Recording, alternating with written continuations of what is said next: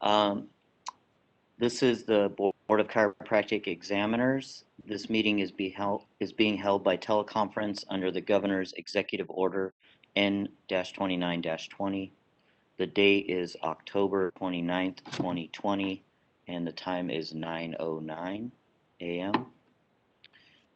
Public participant instructions. The members of the public that are listening and would like to provide public comment by telephone will be limited to 2 minutes unless, in the discretion of the board, circumstances require a longer period. Members of the public will not be permitted to yield their allotted time to other members of the public to make comments. The board's paramount responsibility is to protect the health, welfare, and safety of the public through licensure, education, and enforcement in chiropractic care. Please be aware that this meeting is being audio recorded, and please turn off or silence all cell phones. We will now take roll call of the board. Mr. Ruffino, will you please call the roll?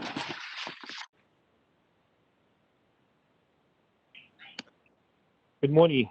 Dr. Perez, Present.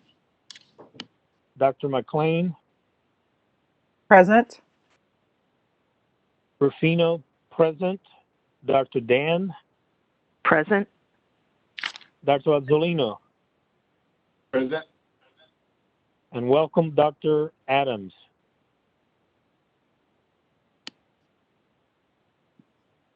Dr. Adams, Present. Mr. Chair, you have a quorum, all present. Thank you, Mr. Ruffino.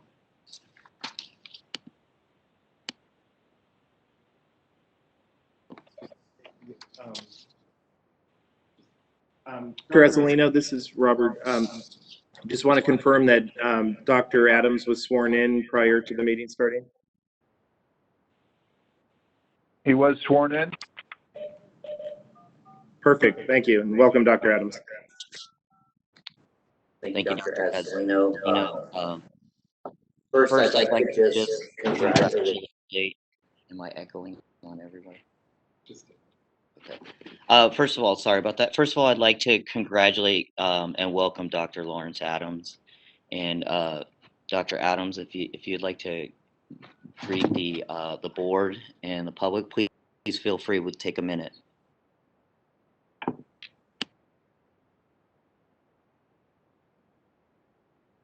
Thank you, Dr. Paris.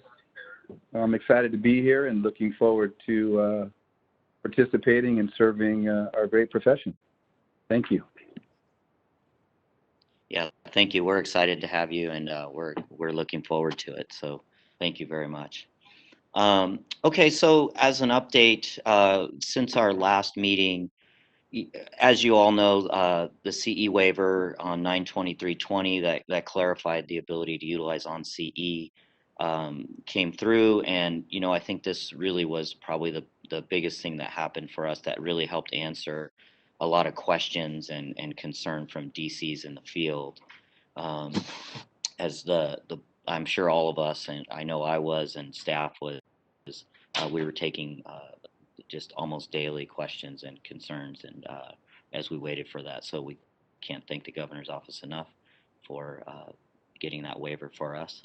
And we continue our community engagement on the board, and we've continued to be available to answer questions and meet with stakeholders, and that includes the colleges and the CCE on the curriculum regs and questions and discussions there.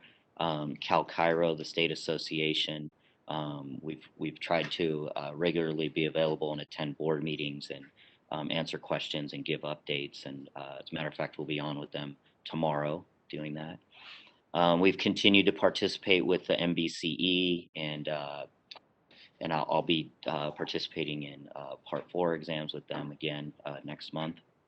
And we've also been had an active role with FCLB. And I believe later on in today's meeting, Dr. McLean will give us an update there.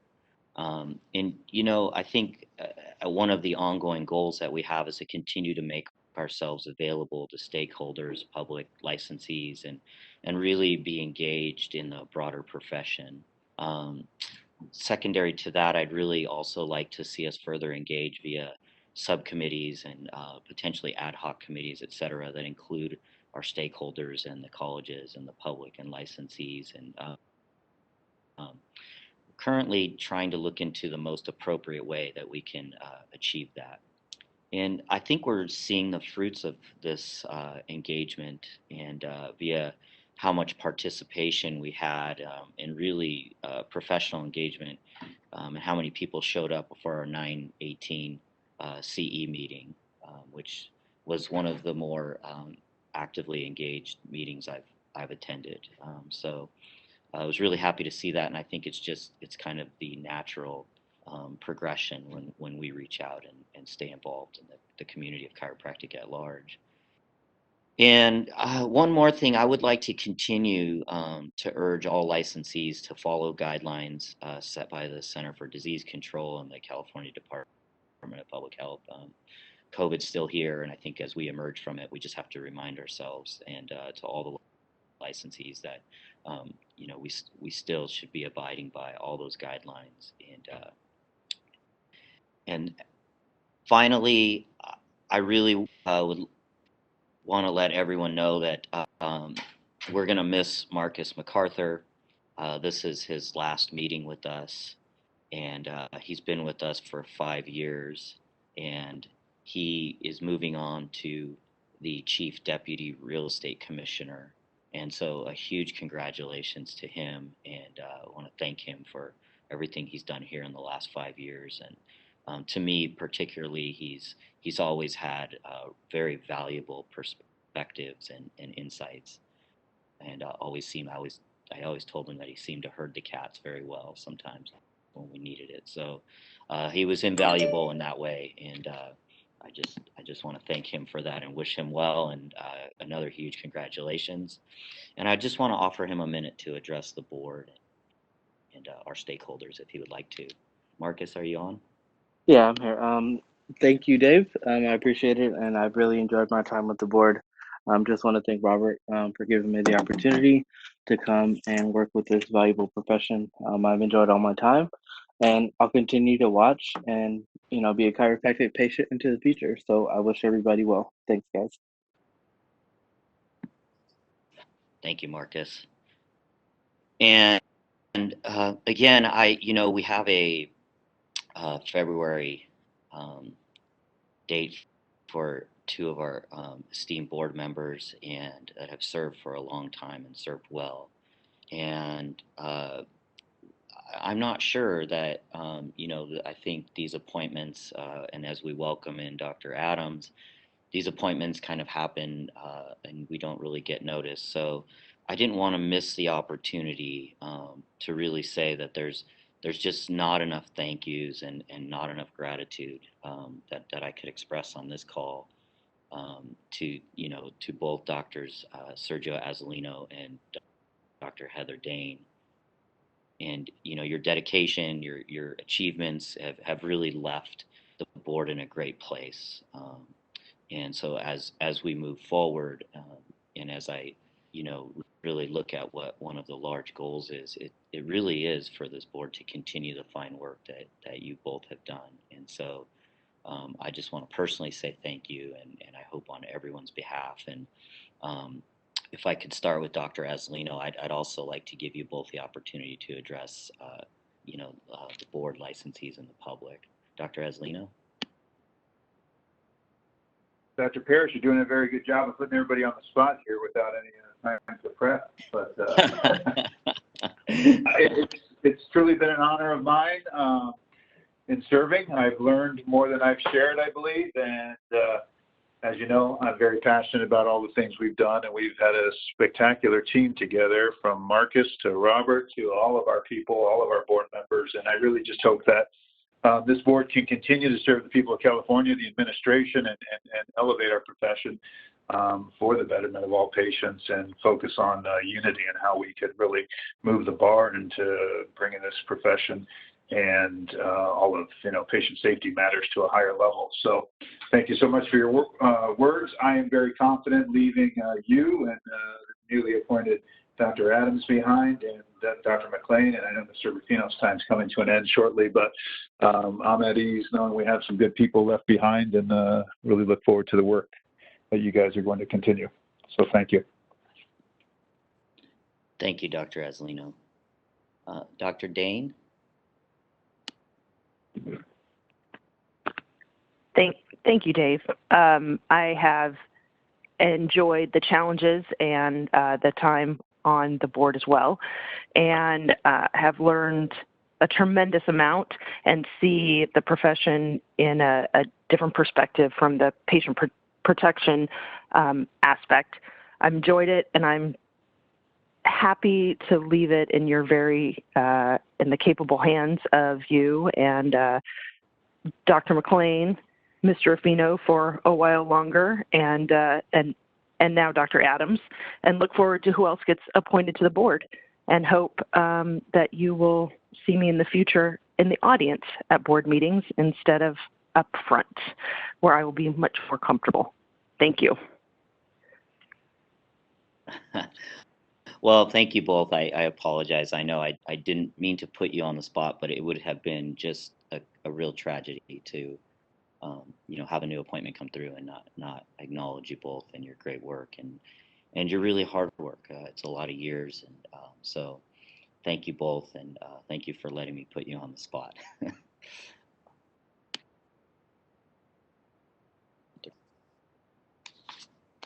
Okay. So moving forward to agenda item number 3, we have approval of minutes, and so the board's we're being asked to make a motion to approve the July 16th, 2020 board meeting minutes. Are there any questions or comments? I'll make a motion to approve the minutes. Azzolino will second it.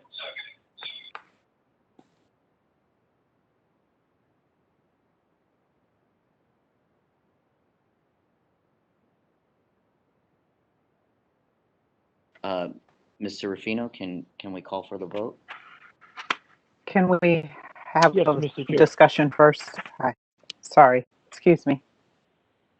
Yep, sorry, my apologies. Any discussion? Thank you, Dr. McLean. No worries. Thanks, Dr. Paris. I just have one correction, I think. If you look at page 3, it says halfway down under ratification of approved continuing education providers, just a little typo. It says motion by Mr. Dane, and I believe that's Dr. Dane. Or is it Mr. Rufino?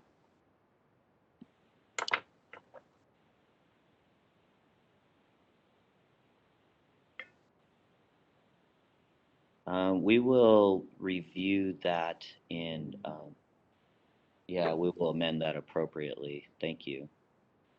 And that's all I have. Thank you very much. And one last order, Dr. Parrish, when you approve today's meeting minutes at the next meeting, if I am not here, I expect one of you to correct my name, my spelling of my name. Roll call. I promise you that.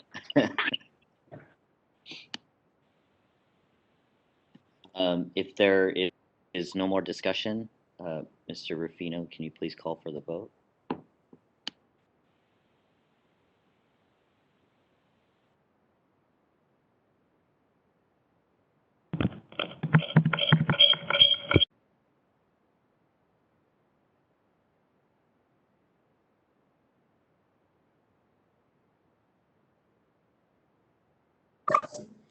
If I may, this is legal. Yes, please. I believe we need to make a motion to adopt the minutes with the proposed edits. Thank you for that. Can I get a motion to adopt the minutes with the proposed edits? So moved. I'll make the Azzolino. motion.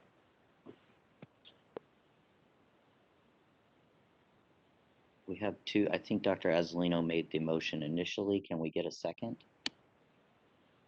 This is Dr. Dane. I'll second it. And And if there is no more discussion, Mr. Ruffino, can you please call for the vote?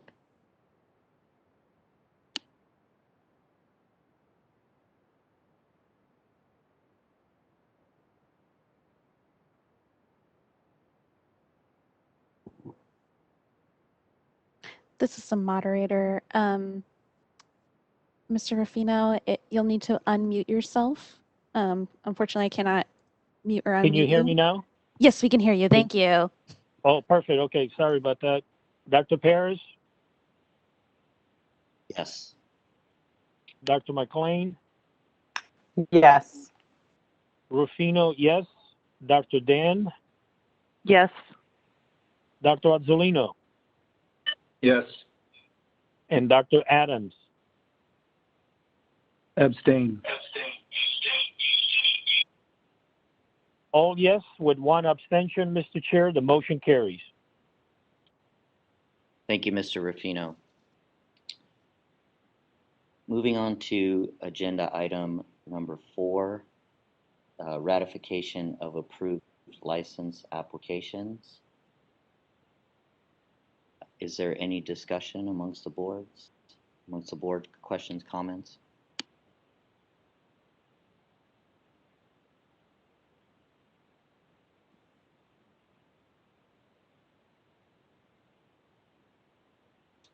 Hearing none, can I get a motion to ratify the attached list of approved license applications? It's Dr. I'll make the McLean. motion to approve. Oh, go ahead, Dr. McLean. No, that's okay. I'll second it.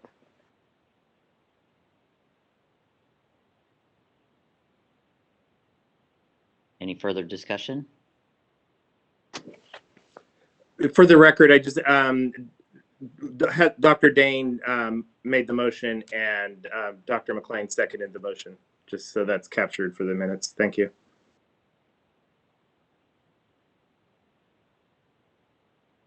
Hearing no further discussion, Mr. Ruffino, can you please call for the vote? Certainly. Dr. Paris, Yes. Dr. McLean,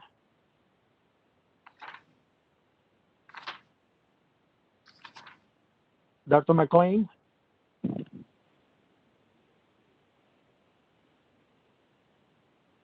let me circle back to Dr. McLean. Rufino, yes. Dr. Dan, Yes. Dr. Azzolino, Yes. Dr. Adams, Yes. Dr. McLean, Yes. Can you hear me? yes. Thank you. Thank you, Dr. McLean. Mr. Chair, the motion carries with one abstention and the rest in favor. Thank you, Mr. Ruffino. Moving on to agenda item number 5, ratification of denied license applications in which the applicants did not request a hearing. There were none, and there's no action requested at this time. Is there any discussion, questions, or comments regarding that?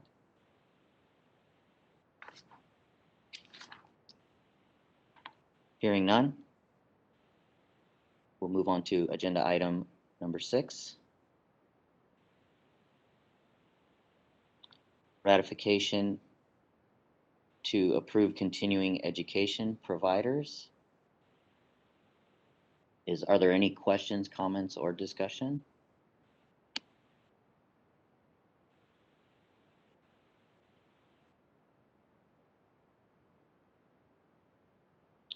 Hearing none, can I please get a motion? I'm sorry to interrupt, Dr. Paris.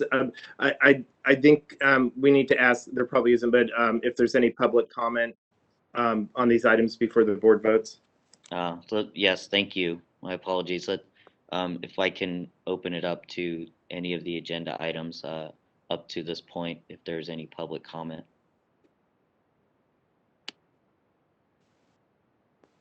All right, this is the moderator, and at the direction of the board, I have opened up the Q&A feature for public comment. Members of the public, if you would like to make a comment on any of the agenda items that were discussed earlier, please click on that icon with a question mark within a square located at the bottom right-hand corner of your WebEx screen. Currently sharing instructions on the screen for your reference. And in the Ask field, typically in the lower right-hand corner of your WebEx screen, I would please type, "I would like to make a public comment," and send to all panelists. I'll now pause a moment to give the public time to access that Q&A panel and submit their requests.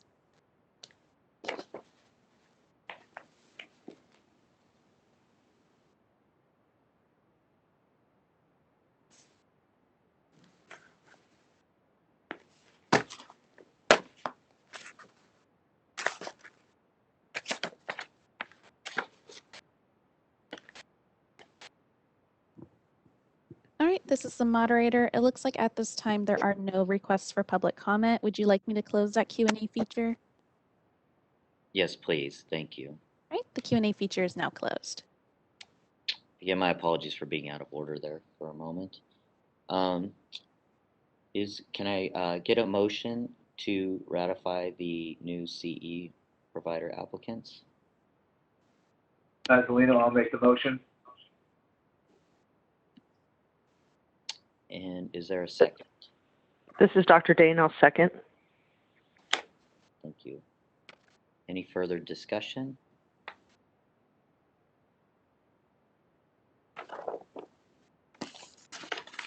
Hearing none, Mr. Ruffino, can you please call for the vote? Yes. Dr. Paris, Yes. Dr. McLean, Yes.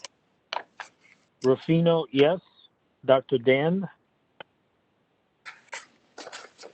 Yes. Dr. Azzolino, Yes. and Dr. Adams. Yes.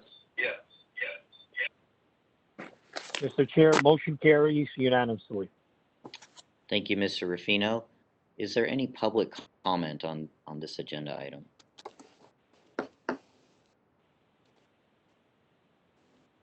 Great, this is the moderator, and at the direction of the board, I have opened up the Q&A feature for public comment.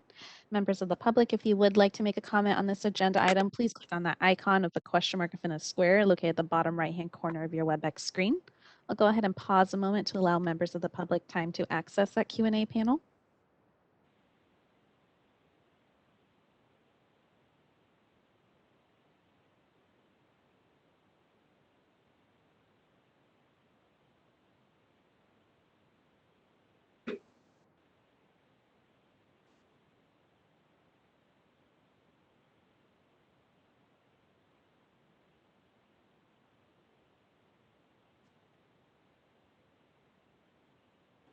All right, this is the moderator. Looks like at this time there are no requests for public comment. Would you like me to close that Q&A panel? Yes, please. Thank you. All right, Q&A panel is now closed. Okay, so moving on to agenda item number 7, election of board officers for 2021. And this was a process that the board agreed to at the August 8th, 2018 board meeting. And I believe legal counsel will preside over the process here, if I'm correct.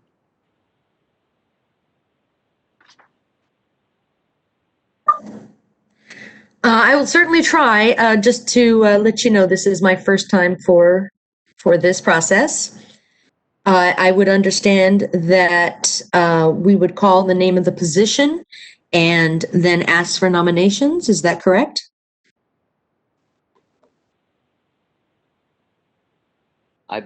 That's correct, Helen. Thank you. Yeah. Are there any nominations for the position of chair? This is Dr. Dane. I would like to nominate Dr. Paris. I'm sorry. We should go through the role for this, and so do we have a? Sorry, this has been a confusing morning. Let me find that agenda item. Okay, I'll go ahead and So for the position of chair, I'll go ahead and call the roll, and then if you want to nominate yourself or another board member, you can do so. So I'll go ahead and start with Dr. Adams. Dr. Adams, would you like to nominate yourself or another board member for the role of chair or the position of chair? No. Okay, thank you. Dr. Azzolino, would you like to nominate yourself or another board member for the position of chair? No, I'll abstain. Thank you. Dr. Dane, would you like to nominate yourself or another member for the position of chair? I'd like to nominate Dr. Paris for position of chair. Okay, thank you. Dr. Paris, do you accept the nomination? I would accept. Thank you. Okay, thank you. Dr. McLean, would you like to nominate yourself or another member for the position of chair? I would like to nominate myself for the position of chair. Okay, and I assume you accept the nomination? I think she will accept the nomination. Okay, thank you. Mr. Rufino, would you like to nominate yourself or another member for position of chair?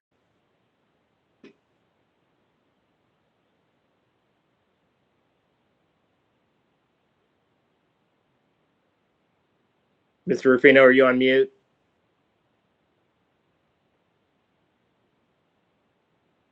Well, we'll come back to you. So, Dr. Paris, you've already been nominated and accepted, but just in case, would you like to nominate somebody else for the position? I have no nomination. Thank you. Okay, thank you. Mr. Rufino, are you with us? Audio wise? Can you hear me? Yeah, now we can you hear me? Would you like to nominate sorry. yourself or somebody else? No nominations. Okay, thank you. So that closes the chair nominations. Now for the position of vice chair, Dr. Adams, would you like to nominate yourself or another member for the position of vice chair?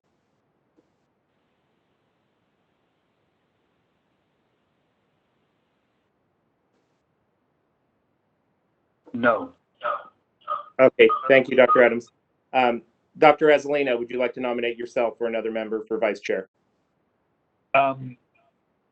Considering it may be a possibility, I would nominate Dr. Paris as vice chair, should he not win the chair. Okay, thank you. Dr. Dane, would you like to nominate yourself or another member for the position of vice chair? No, thank you. Dr. McLean, would you like to nominate yourself or another member for position of vice chair? No, not at this time. Okay, thank you. Mr. Rufino, would you like to nominate yourself or another member for the position of vice chair? No. Okay. And Dr. Paris, would you like to nominate another member for the...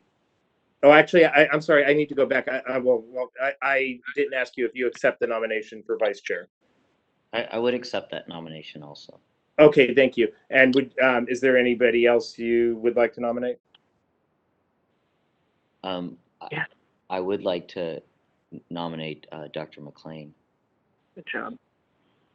Okay, Dr. McLean, would you accept that nomination? I would. Okay, thank you. So we have two nominations for vice chair, Dr. McLean and Dr. Paris. And finally, position of secretary. Dr. Adams, would you like to nominate yourself or another member for position of secretary? No, thank you. Okay. Dr. Azzolino, would you like to nominate yourself or another member for position of secretary? I'd like to go with Mr. Rufino, given that hopefully he'll be able to serve out the full term. Okay. Or Mr. Rufino. Mr. Rufino, I'm sorry. Okay. We understood. So, Mr. Rufino, do you accept the nomination? Yes. Okay, thank you. So, Dr. Dane, would you like to nominate yourself or another member for position of secretary? No, thank you. Okay, thank you. Dr. McLean, would you like to nominate yourself or another member for position of secretary? No. Okie doke. Sorry. Mr. Rufino, would you like to nominate yourself or another member? You've already been No. nominated and accepted. Would you like, is there anybody else you would like to nominate? No. Okay, thank you. And Dr. Paris, would you like to nominate yourself or another member for I would position? like to second the nomination of Mr. Rufino as secretary.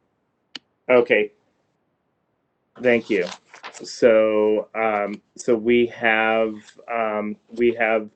Dr. Paris and Dr. McLean nominated for the chair position, and Dr. Paris and Dr. McLean nominated for the vice chair position, and Mr. Rufino nominated twice for the secretary position. And that's all for this agenda item then. Legal. I'm sorry, Helen. Do we need to take any further action here, or are we done with this item? We are complete with this item. I'm glad I could help. Okay, thank you. And sorry to put you in that spot. I know you've only had a couple of days to come up to speed. And we were having some technical issues earlier when Dr. Paris was giving his presentation or his report. So I didn't hear if he introduced you. But just in case, I want to introduce Helen Jeffrey as our temporary legal counsel. Our legal counsel, Michael Knotes, is on leave, and she graciously stepped in at the last minute to help us out, and she's been extremely helpful. So welcome, and thank you, Helen. Thank you. Mr. Chair, this is Rufino. I got a quick point of clarification question. Please go ahead. And this is both for Robert or counsel. At this juncture, then, since the nominations have been completed, is a motion to close the nomination in order?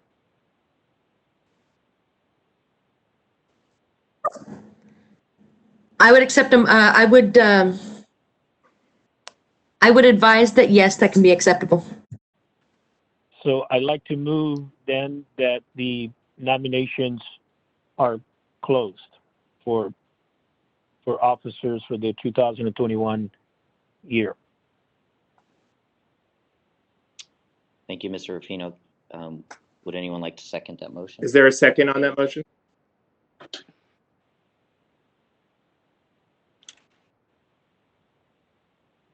I'll second the motion. This is Dr. McLean. Thank you, Dr. McLean. Any further discussion?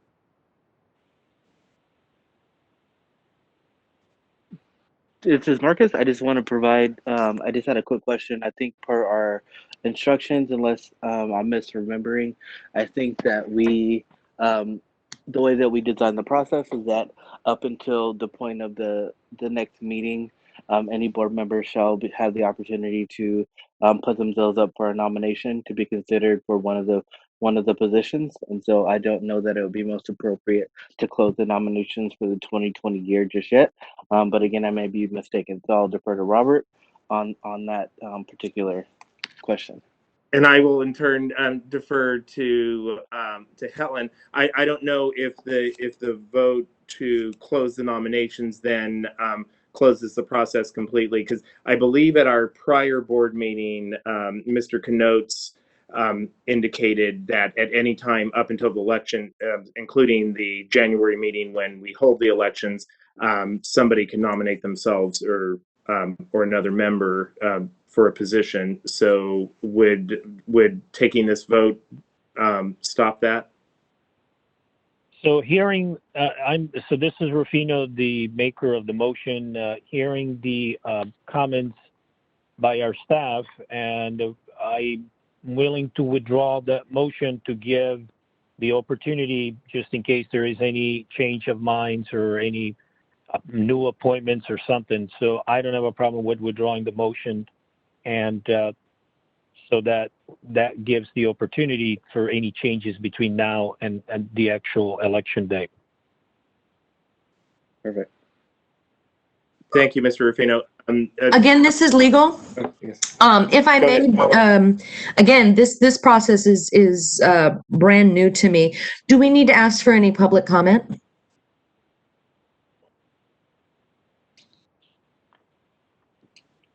I think that would probably be a good idea.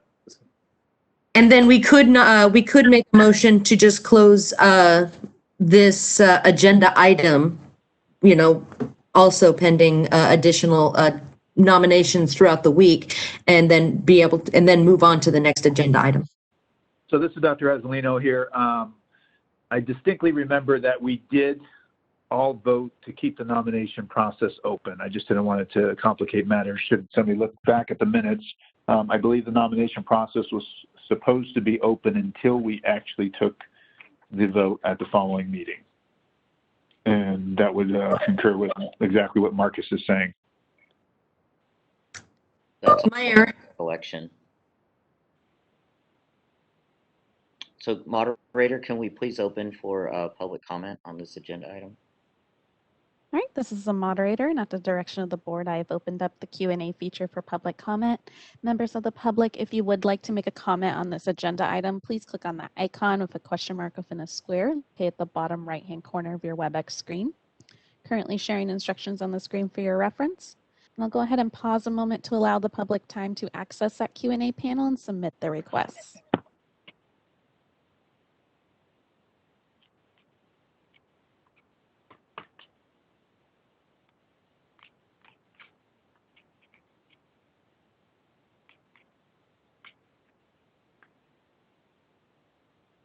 All right, this is the moderator. Looks like at this time there are no requests for public comment. Would you like me to close that Q&A feature?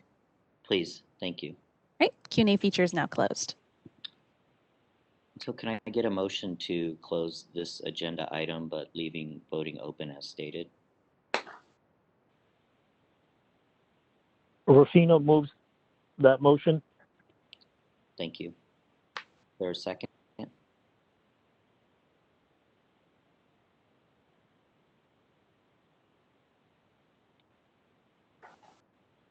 Azzolino, second. Thank you. Any further discussion?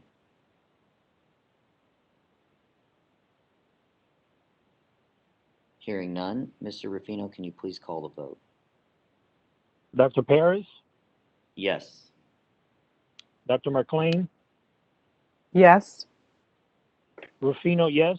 Dr. Dan, Yes. Dr. Azzolino, Yes. and Dr. Adams. Yes. Mr. Chair, motion carries unanimously. Thank you, Mr. Rufino. Moving on to agenda item number 8, Executive Officer's Report. Mr. Pulio. Thank you, and good morning, everyone. This is Robert Pulio. We'll be going through, in the handouts, there's agenda item 8, has the handouts for the Executive Officer's Report. I will start with administration. We have 2 current vacancies, actually 3 after this week, because as Dr. Paris mentioned, Marcus will be moving on to bigger and better things. And so I just wanted to take a brief minute to thank Marcus for everything he's done for the board and for me personally. He's been an amazing assistant executive officer and gone above and beyond. And we were lucky to have him for the time we did. And you know, I'm sure we'll be seeing very good things in his future. So thank you and congratulations, Marcus.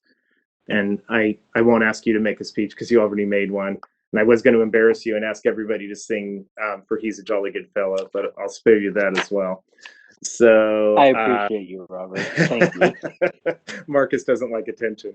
So anyhow,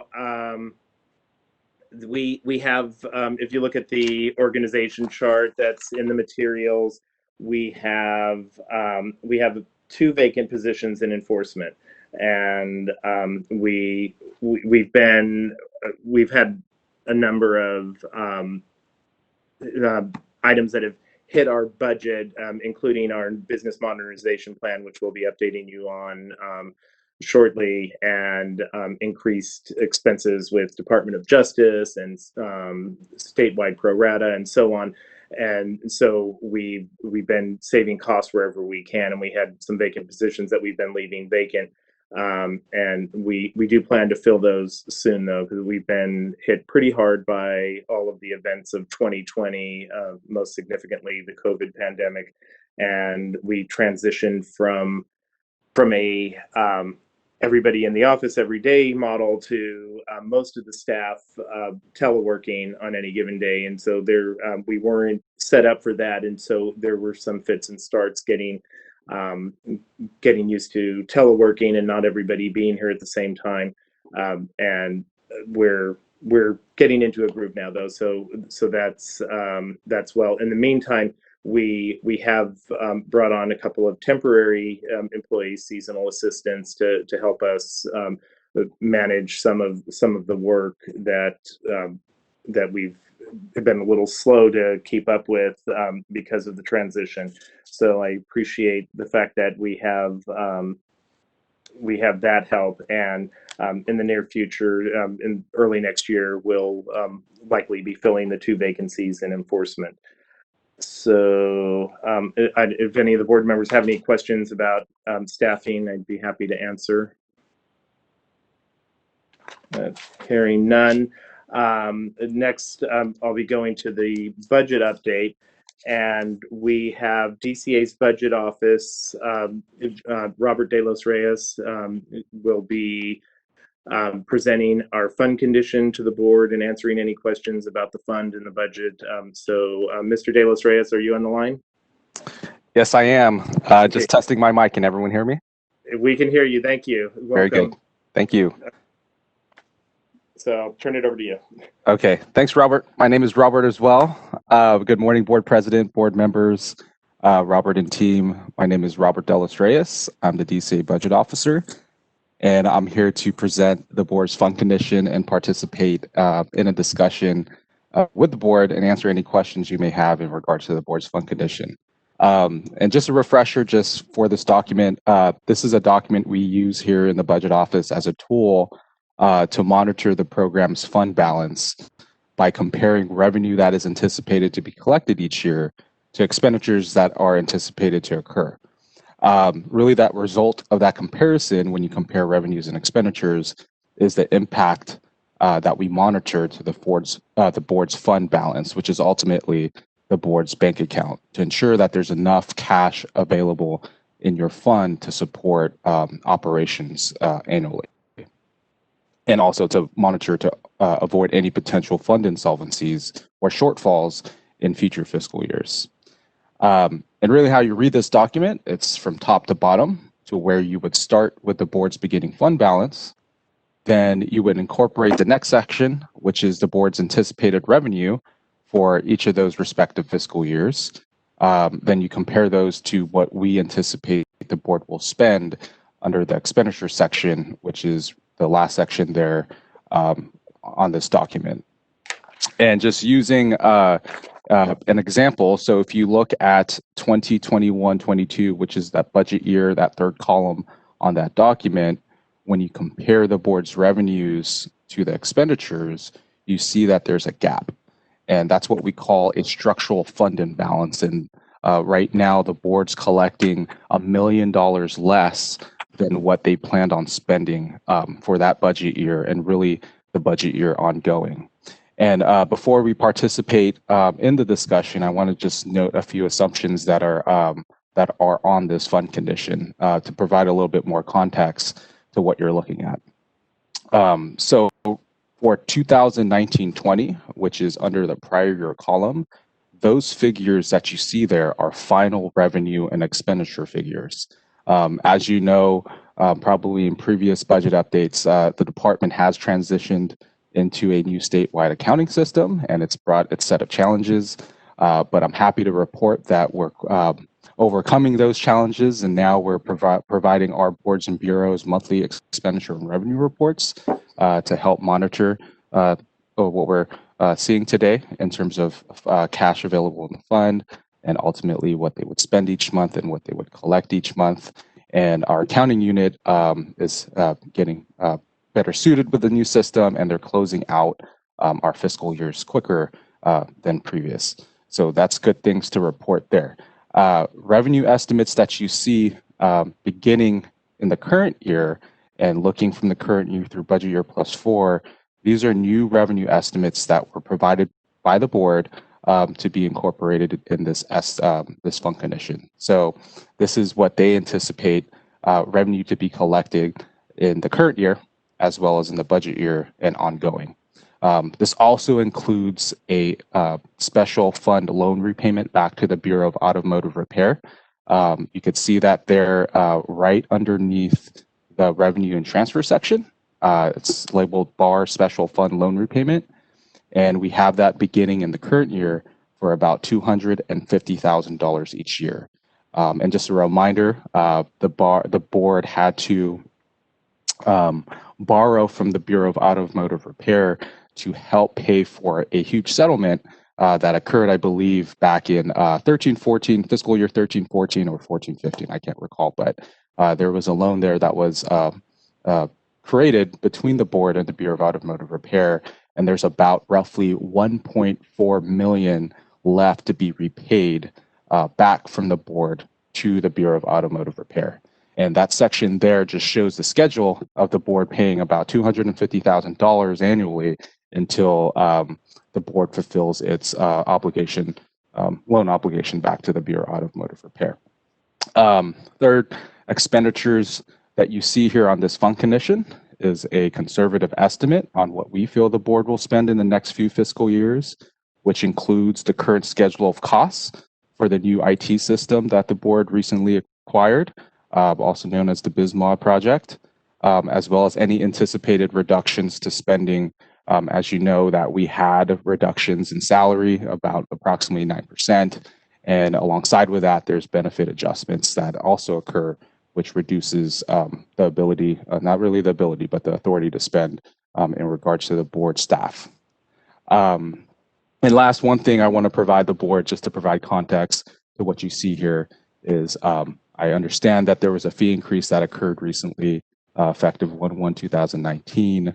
Hence, that fee study occurred a lot earlier than that. And there's a few things that happened or occurred after the fact, to where fee studies are always a point in time and are based on the information that's available at that point in time. So a few things that occurred is, one, the board participated in the first cohort for the department to acquire a new IT system. Those numbers weren't available at the time the fee study was conducted. So that's something that attributes to kind of the situation you see here today. Secondly, as Robert referenced earlier, the Attorney General or Department of Justice has recently increased their Attorney General services rate. So that's another thing that occurred unexpectedly after the fee study was conducted a few years ago. Really, when you take all those assumptions, it really paints the picture that you see here. And really what I want to point to is fiscal year of budget year 21-22. If you scroll down to the fund condition, you see a shortfall of about $20,000. And that's manageable in terms of avoiding a potential insolvency in the budget year of this upcoming fiscal year. But what really gets concerning is when you look at budget year +1 or 2022-23 and ongoing, that insolvency or that shortfall becomes a little bit more unmanageable. So what does that tell me is that something needs to be put into place by this upcoming fiscal year to help mitigate that insolvency.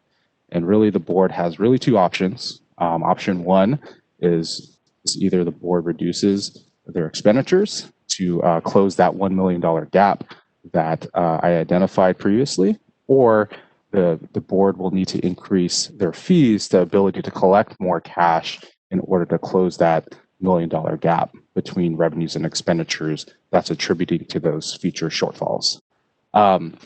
So I'll pause here and open it up for any questions you may have, and I'm happy to answer them. Hi, I have a question. I'm not sure if it's for you, this is Dr. McLean, or for Robert. In the previous meeting, we discussed that we definitely, looking at the budgets moving forward, we would probably need to increase fees. Has there, or is there a plan to do a new fee study, and if so, when? And where do we stand on that fee increase based on that? Hi, this is Robert Pulio. Yes, we will be doing a fee study, and we're initiating the process right now to hire a consultant, an independent consultant, to conduct that. So I anticipate the study will be conducted in the early 2021, in the first few months of 2021. And Robert, Sergio Azzolino here, and along those lines, I'm assuming this fee study is going to put us in regards to the comparables with other boards, but do you have any idea offhand right now where we sit fee-wise in comparison to the medical board and the osteopathic board? I don't know specifically those two boards. I haven't looked recently, but I know in the past we have compared, and right now we're pretty comparable with other boards as far as fees. One thing that our board does, not that it changes the fee, but we have an annual fee, whereas most boards it's biennial. And so but when we break it down, our annual fee is comparable to most other health boards. So but there's different factors. There's economies of scale with the larger boards. They sometimes their fees can be a little smaller, or because just the number of licensees. And so I will, for the next meeting, I will compare and get the current fees from all of the other healthcare boards. I just pulled it up. Robert. Dr. Azzolino, the medical board has a biennial renewal fee of $820. So they pay, yeah, just so you know. So theirs is $410 a year, which is significantly more than what our fee is right now. But we can do a comprehensive of all the other health boards, and we'll also include the number of licensees they have, because that is a factor that impacts the actual fee. Absolutely. If we could do a breakdown of cost per licensee, that would be very interesting to look at also.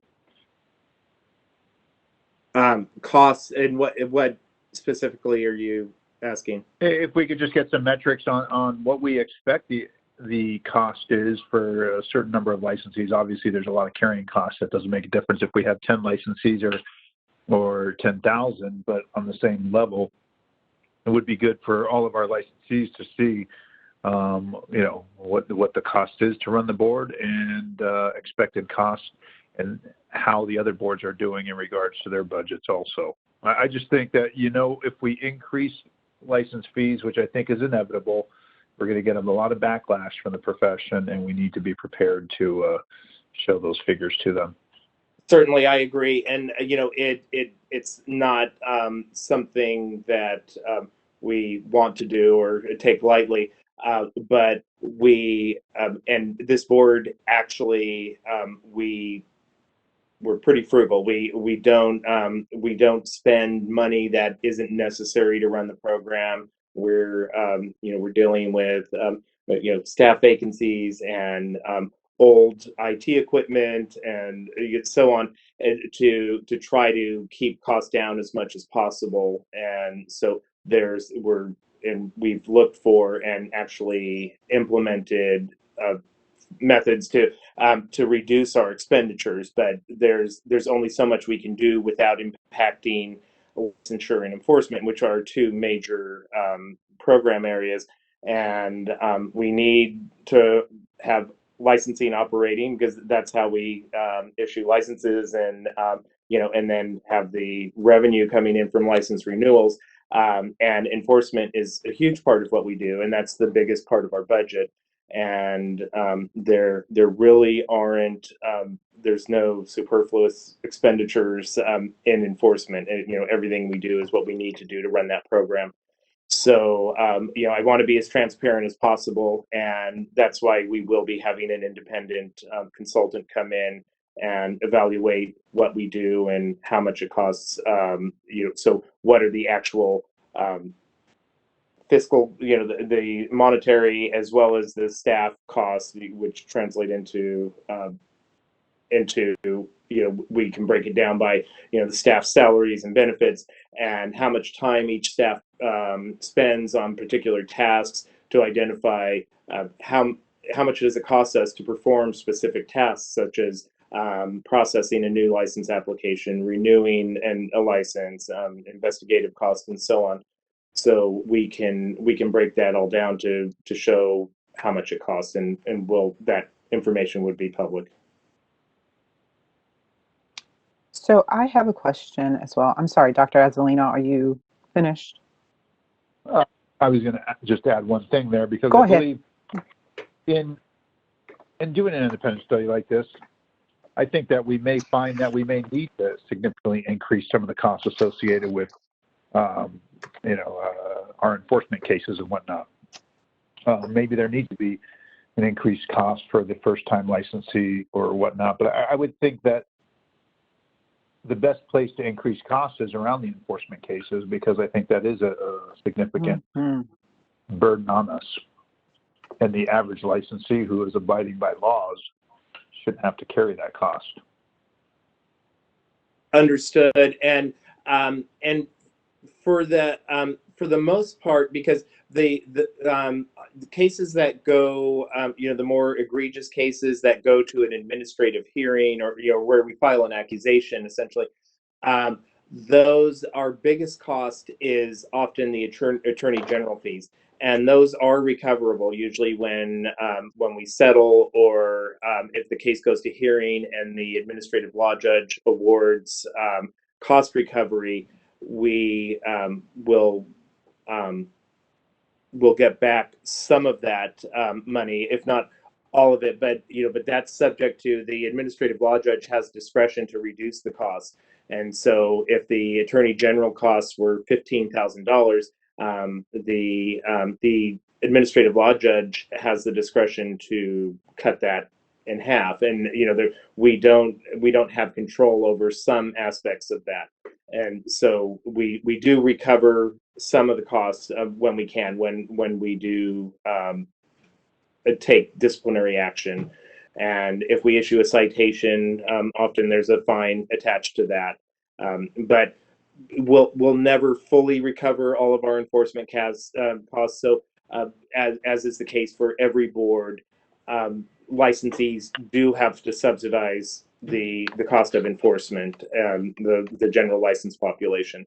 But correct me if I'm wrong, Robert. Not only will we not recover all the costs, but we're never going to recover the cost and the time that staff has put in. The attorney's fees are tangible, but we're not calculating staff resources. Well, we can't recover office staff.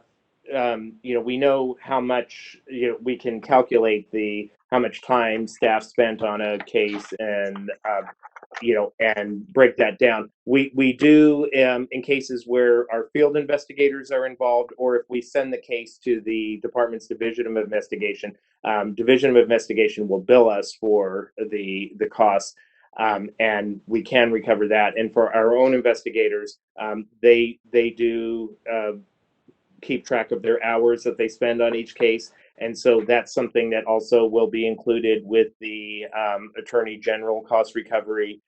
Usually the amount of time and just the hourly rate that we recover for investigative costs are lower than the AG cost, but we will add that to the order, or attempt to at least recover the cost of investigation.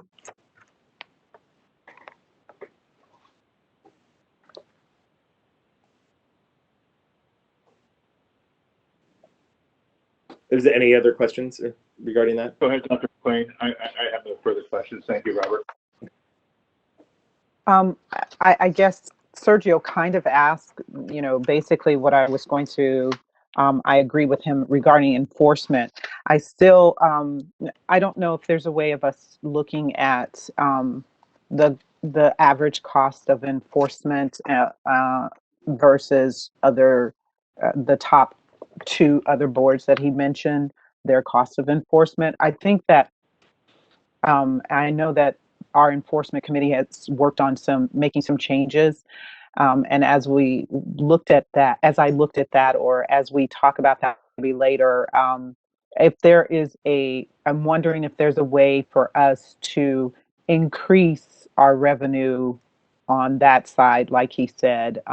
We already, we only receive or recover those costs if that person, for those who are not being, for those who are being disciplined, when they are reinstated, if they want to remain reinstated. But I'm wondering if if we can increase our revenue or by changing the way that is acquired, instead of waiting until that happens, that giving them a deadline, or is there a way that we can assess penalties for those who have those outstanding balances, who wait until they come before us, that, and before they pay a penny of it?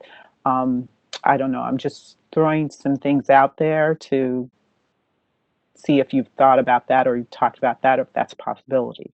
We have, and we've asked those questions of Department of Justice in the past, and there's it's very difficult legally. We would get challenged, and likely wouldn't be successful if we try to, especially when we revoke a license. If we revoke the license and say we have $15,000 or $20,000 worth of cost recovery, the generally administrative law judge will not require immediate repayment. It will be upon reinstatement. Like if you reinstate, then, or wish to reinstate, you would need to pay the recovery costs before or at the time of reinstatement, and that's generally our only option. We really are, the law limits our ability to recover the costs of enforcement, because I think they want there to be a disincentive for programs to look at enforcement as a revenue source, and so assess fines and penalties to have revenue coming in. So I think that's intentional, and I know the legislature for the medical board, there was a negotiation that the medical board, I believe, I don't have all the facts. I'd have to research this, but they're not able to recover costs. They're precluded from doing that. And but it would be, I know you asked about the cost of other enforcement programs, including medical board. The medical board's enforcement costs are astronomical. The Department of Justice costs are in the tens of millions. And so their cases oftentimes are very complex and highly contested, and so the legal costs alone can be very high, and they're not able to recover those. They're precluded by law from recovering the cost of of litigating a matter. So every board's going to be different in how much it costs, and what their total enforcement program. But enforcement is very expensive for every board, every healthcare board in particular. The majority of the budget is spent on enforcement, and unfortunately, it is, having worked with a number of programs over the years, it is subsidized by the general license population. So, but we can certainly, I'm not suggesting that there aren't things we can try to do. So we can look into ways to minimize our cost and also to recover as much as possible. But we're pretty diligent about going after money that's owed to the board. and we will, for people where it's a hardship, we'll set up payment plans. If somebody outright refuses to pay a citation and fine, or if they're on probation, we have leverage because they won't complete probation until they've paid their cost recovery. And for citations, if they don't pay them after a few warnings, we turn it over to the Franchise Tax Board. They have an intercept program where we can, if the person is paying taxes, then we can recover from their tax returns. So we utilize all of the tools at our disposal to try to collect money due to the board, and we have a pretty good success rate for recovering money owed. I remember Dixie, I think, gave us that information before, but are we precluded in any way from increasing our fine and citation amounts? Well, the law limits us to $5,000 is the maximum citation or fine amount, and so we impose fines based on the specifics of each individual case. So for a first offense and relatively minor violation, the fine may be a few $100s. For a particularly egregious offense, or if somebody is a repeated violator, then we may take it up to the maximum. And of course, the higher the fine, there's things we have to consider. The higher the fine, the more likely they are to appeal it. And if they request, because initially they'll request an appeal hearing with the executive officer, and that we don't have our legal counsel involved. And so there's just my time and staff time to conduct the hearing. But if it's a high fine, they may take it to an administrative hearing, and then we have the cost of, because then we have to have a attorney general, deputy attorney general represent us, and we also have to pay the administrative hearing costs, which we're not able to recover. And so then and the fine may be reduced. So there's we can up the fines, but it may not come out to a net positive when we consider the additional costs that we'd have to put into holding up the fine or upholding. So can I ask this? Do you currently sounds like you currently have kind of a corollary that you use based on the offense and the whether it's the first time or et cetera. Can staff and the board look at maybe just increasing each of those things slightly? So instead of making a huge jump that would trigger that appeal and et cetera, more costs, maybe increasing each item or each area in the corollary. Let's say first offenses, if it's at $100 now, then make it $200. Just so that we start to have some multiple streams that are being increased that can help us overall, because I don't think we're going to get immediate gratification from just the increase in fees for license. So every little bit, I think, will help, where we're receiving a little increase from this section or that section. I think might be helpful. Certainly couldn't hurt, and unless, like you said, it triggers a spiral of appeals and that sort of thing. But I think if we are strategic in how we do it, that we may be able to prevent that.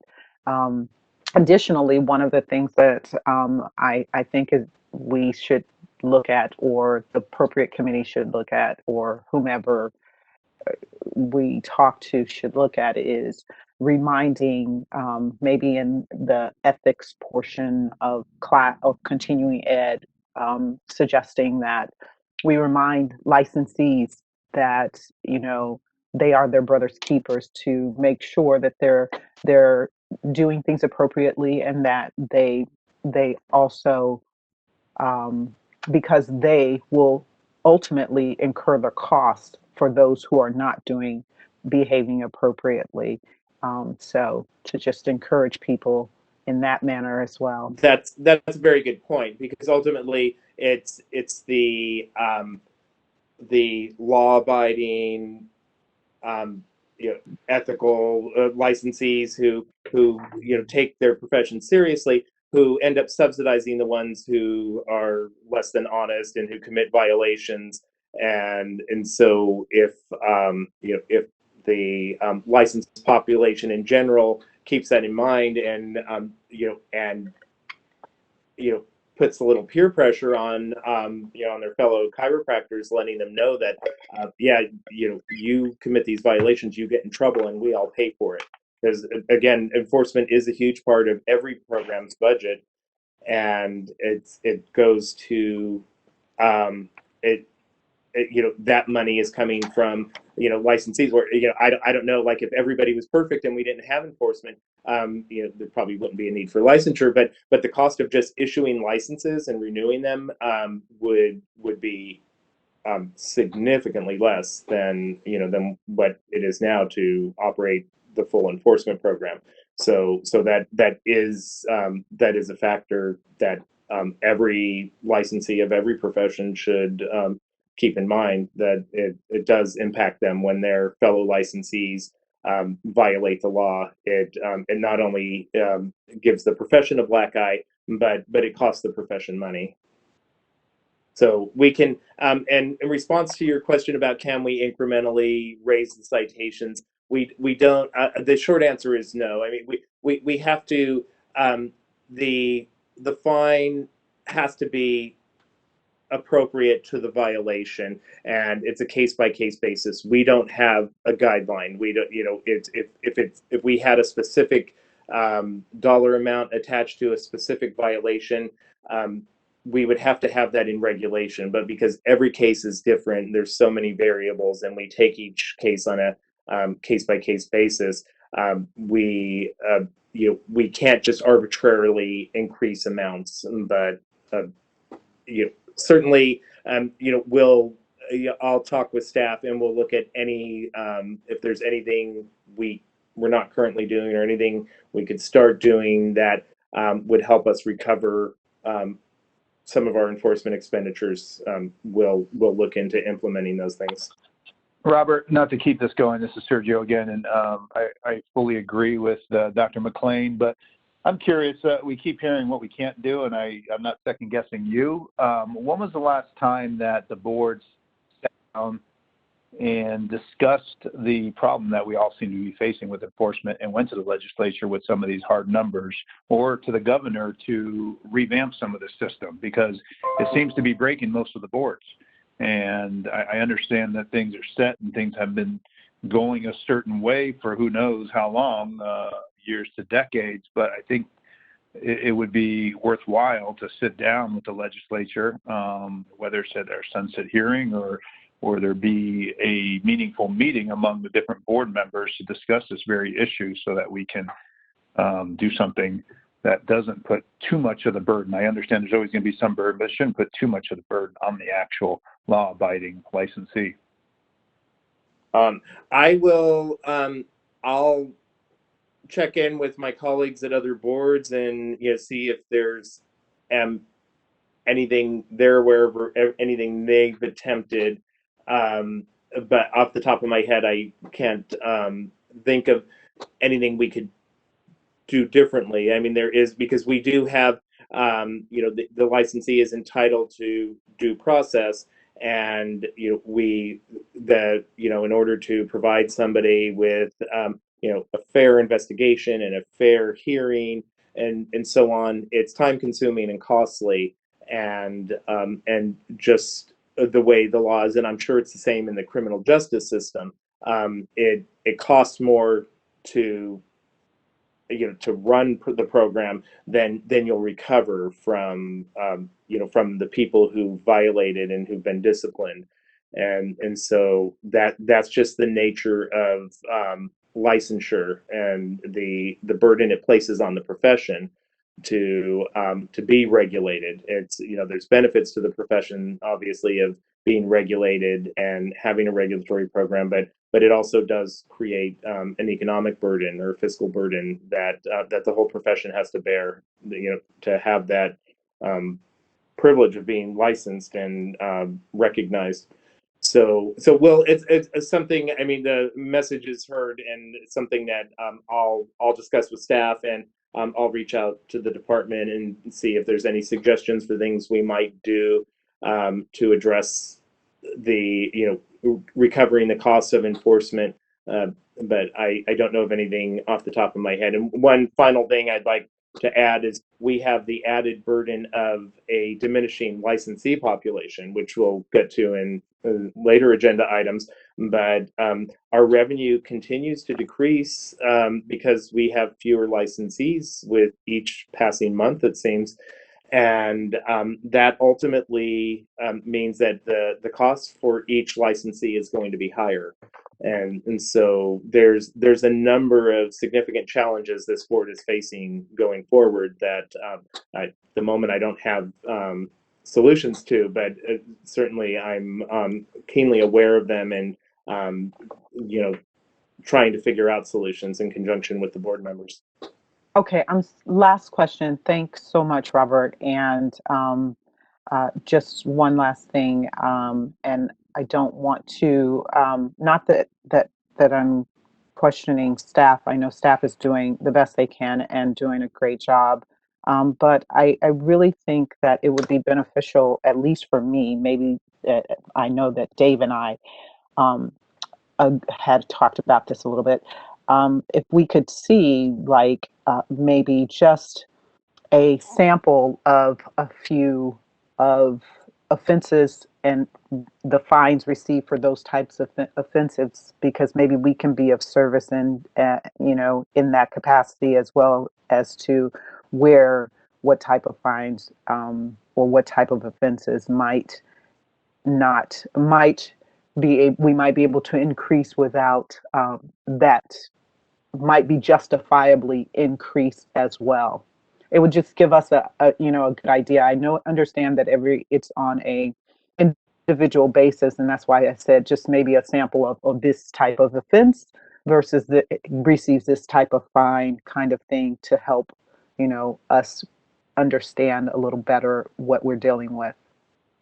Certainly, we can. That's all public information. When we issue citations and fines, and so we can give some examples. I'm not looking to be resistant or make excuses. I just want to help you understand that the big costs are not the citations. It's the accusations and the major violations where we have to do an investigation, and we have to have the Department of Justice prepare an accusation, and oftentimes it goes to hearing, and that's where the costs get very high. And those are cases where it's the actual what we can recover, and we'll never fully recover the cost of litigating a violation.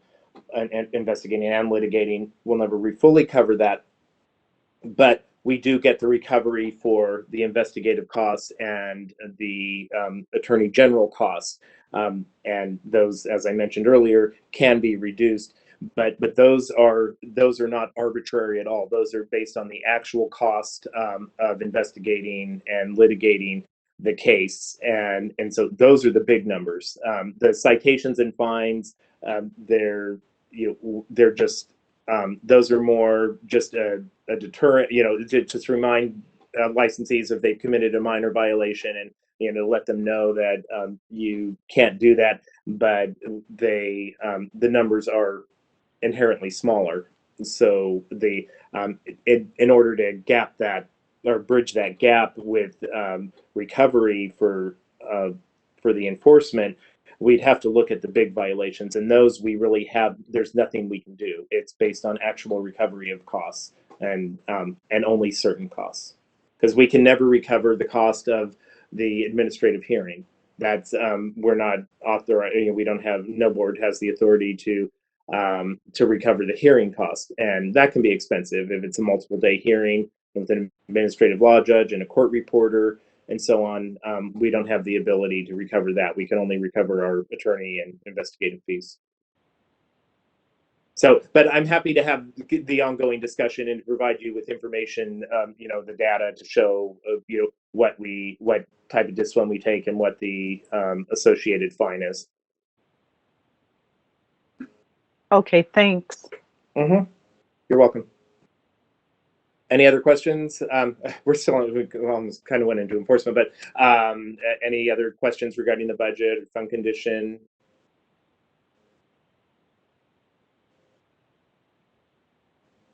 Doesn't sound like it. Dr. Parrish, you may want to open it up to public comment. So we're not complete with the report, Robert. I propose that we have Sean's been waiting on the line, and he can provide us with okay. We'll do it at the end when you're through the whole report. We'll do it. Never mind. I'm sorry. Yeah. So with that, thank you, Robert De Los Reyes. I say your last name because there's two of us. Yes. Thank you, Robert, for for joining us. You did a great job, and I appreciate the explanation and the detail you provided to the board. And with that, I will welcome Sean O'Connor, who, Sean, I apologize, I don't know your title. That's okay, Robert. I can handle that in my introduction. Okay, well, Sean O'Connor with the department's Office of Information Technology. He's here to update the board on our business modernization, i.e. new IT system project. So welcome, Sean O'Connor. Thank you, Robert, and good morning to the board members, the board staff, and the members of the public who are on the call. As Robert had mentioned when he introduced me, my name is Sean O'Connor, and my title is a mouthful, Robert, so I'm happy to take that burden on for you. My title with the Office of Information Services is technically Chief of Project Delivery and Administrative Services, but most importantly for your IT project effort, my role is really the project director for your business modernization effort. So in this update, what I'd like to do is to give you an update on our project status, what we've accomplished to date, and what we have planned for the future. And then I'll entertain questions after the update or after the executive officer's report, whatever is the most appropriate based on how the meeting will be run.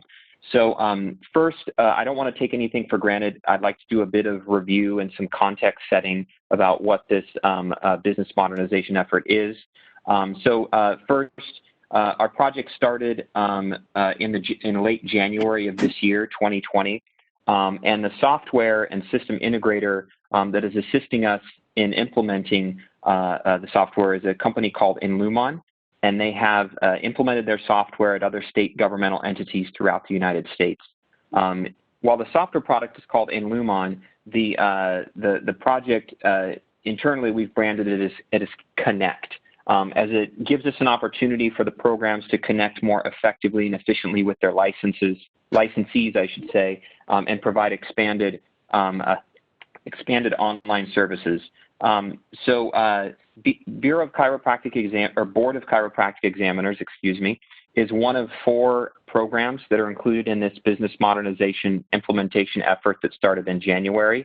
And they share the project costs with the other 3 programs based on each program's complexity and size. Our project just concluded a major development effort that took us about 7 months to complete from a development and testing effort. And that included the participation of many board staff as well as folks on the IT side and with the vendor. And we launched our first major software release in this past mid-September, on September 16th to be precise. And with this software release, the scope of functionality that was implemented for the Board of Chiropractic Examiners was chiropractic initial license applications, which can now be submitted online, as well as address changes online for licensees, and the ability to display the application status to individuals who have applied online, so they can kind of see the progress their application is making through the back office review that the board is completing. The functionality of the system, it also allows the applicant to receive text message and email updates regarding the status of their application. If they are missing any required components of the application, those are communication avenues that can be utilized to communicate those items over to the applicant so that they can remediate those in a timely manner, which is an upgrade over the previous system, which was, to mail that information out to the individuals. I wanted to go over a few numbers. Since we launched the system on September 16th, which by design, what we did was a soft launch after consulting with the executive officers at the various programs. So we put the application and system out there. The programs to date, I don't believe, but at the conclusion of my update, Marcus or Robert can confirm this.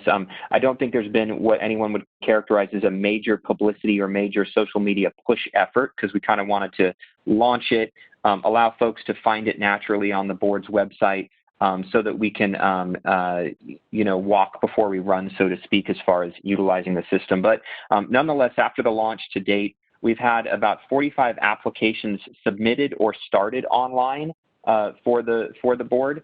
And 8 of those have actually been submitted into the back office for staff to begin their review. And I saw just from taking a quick peek at some of the numbers in the system today that it looks like those reviews are ongoing and progressing forward. We also, through the course of our initial launch in September, had worked very hard to get the chiropractic renewal application included in our launch for September. It just so happened that, as with many things in 2020, COVID-19 kind of threw us a curveball at the last minute, as there was a waiver that was added to continuing education that at the last minute that we had to then add to the renewal. So we had to press pause on offering the renewal through the new system so that we could make those updates, which we've made now, and the renewal should be available through the new system as well in the next couple of days. So that will be out there as well, which is a benefit.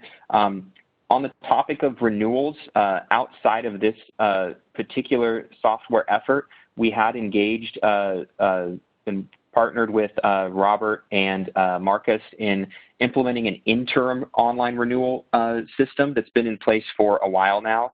And with that interim solution, I just wanted to share that to date we've received a good amount of traffic through there.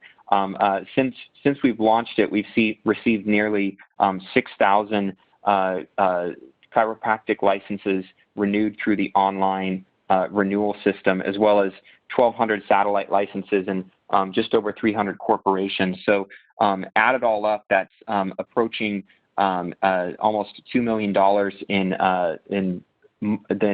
in money that's been transacted online with people renewing online. And one of the major benefits about renewing online in our interim solution, as well as in the current system, is the ability for that to be submitted. And renewals are relatively clean and quick types of transactions to process. Those online renewals really can progress without any staff intervention. So those go through relatively quickly, and the licensee is renewed usually in a 24 to kind of 36-hour period from the time that they submit it. So it's a great opportunity for efficiency, particularly when you consider the fact that renewals are one of the highest volumes of applications that come through any system or any program. So moving on to the next topic, I wanted to briefly mention some of the functionality that we have identified for our next software implementation, which is scheduled for early January. We're in development right now to add to the system the initial and renewal applications for the satellite license type, as well as to add the corporation renewal as well in January. And in addition to that, we're also working with the program on enhancing some of the other minor aspects of the system and making sure to address any bugs that have come up now that we've launched the system and need to get addressed in order for business processes to continue. And relatively speaking, when compared to other software projects that I've been involved in of similar size and scope, the amount of bugs that we've identified or experienced after we've launched has been relatively low. So that's a comforting fact for me as a project director as we move forward. I wanted to transition now to cost. As with many IT projects throughout the state, cost is one of the main things that gets highlighted and criticized quite a bit. I'm happy to report that overall for our project, our cost has a very positive story to tell. So to date, the project is trending towards coming in under budget. And to kind of characterize that and give you some details behind that, we're about halfway through our planned project period at this point, but we've only expended about 34% of our allowed budget. And our allowed budget is about $13.3 million, which is split across the 4 programs. That number, though, when I throw that out there, I always have to caveat it's a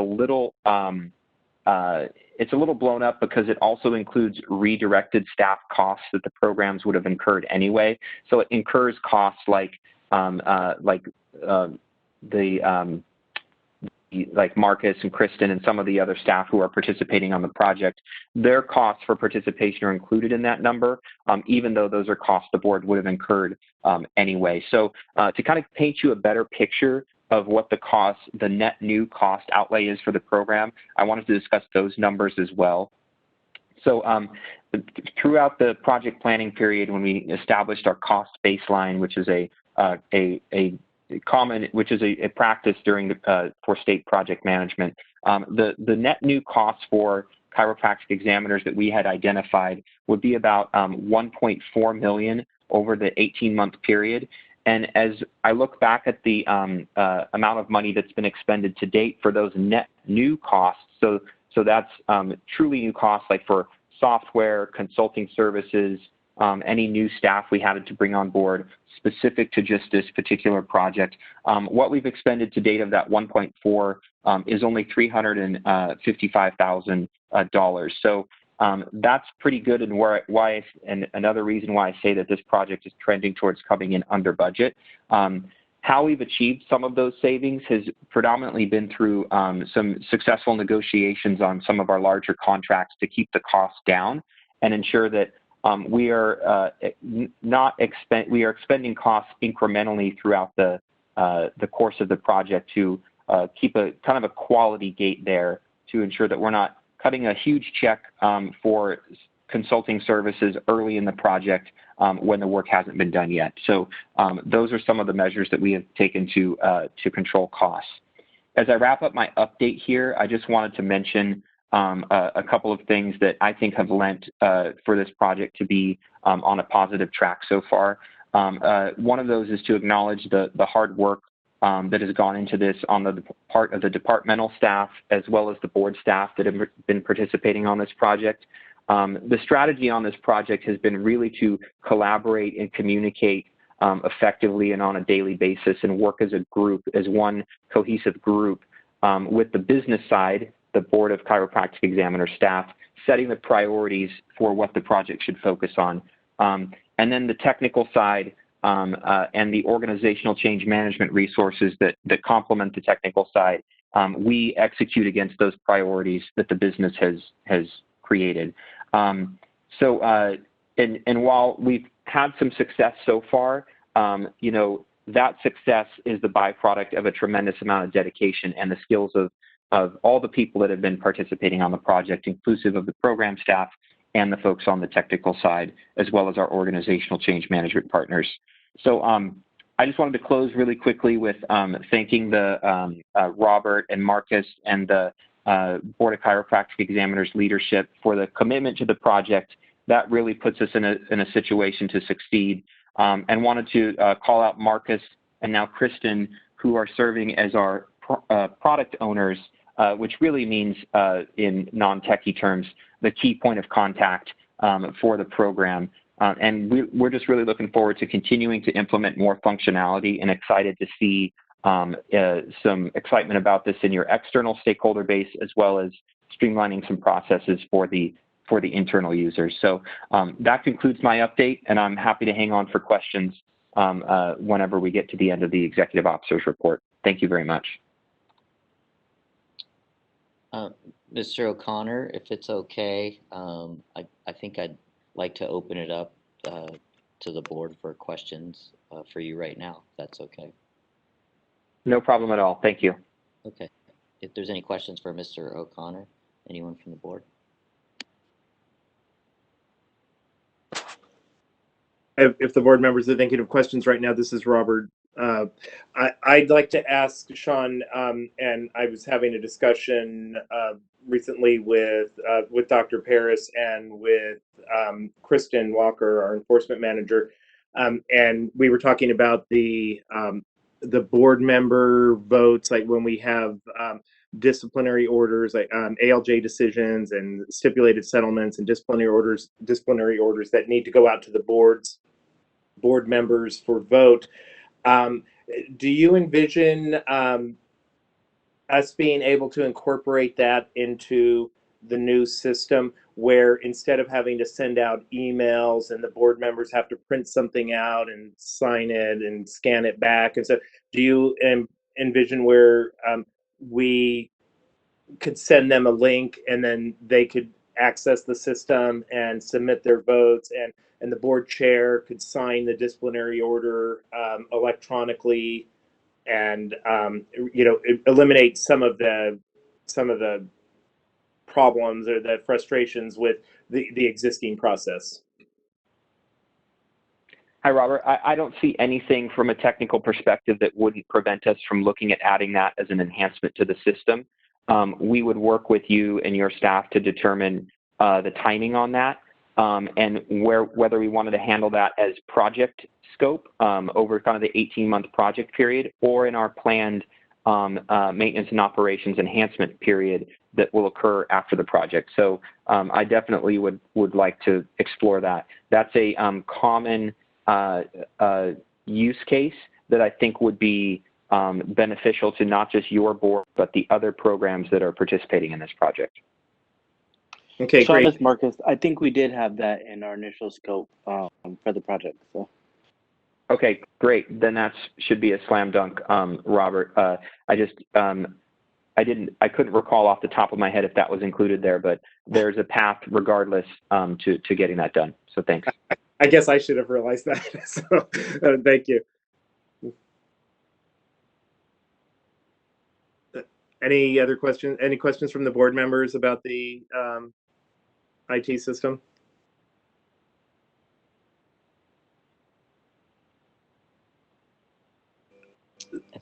Okay, Robert, if it's okay, can we, I believe Mr. De Los Reyes is still on the line, and Mr. O'Connor, can we open this up for a public comment, and that way we can let you go should you choose, and then we'll move on with the licensing and enforcement after that.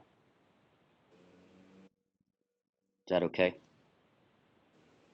That works for me. Okay. Yeah, it's as long as Can we open that for public comment on Mr. O'Connor's update and Mr. De Los Reyes' update? Sure thing. All right, this is the moderator, and at the direction of the board, I've opened up the Q&A feature for public comment. Members of the public, if you would like to make a comment on this agenda item, please click on that icon with a question mark within a square located at the bottom right-hand corner of your WebEx screen. Currently sharing instructions on the screen for your reference. And in the Ask field, typically in the lower right-hand corner of your WebEx screen, please type, "I would like to make a public comment," and send to all panelists. I'll now pause a moment to give the public time to access that Q&A panel and submit their requests.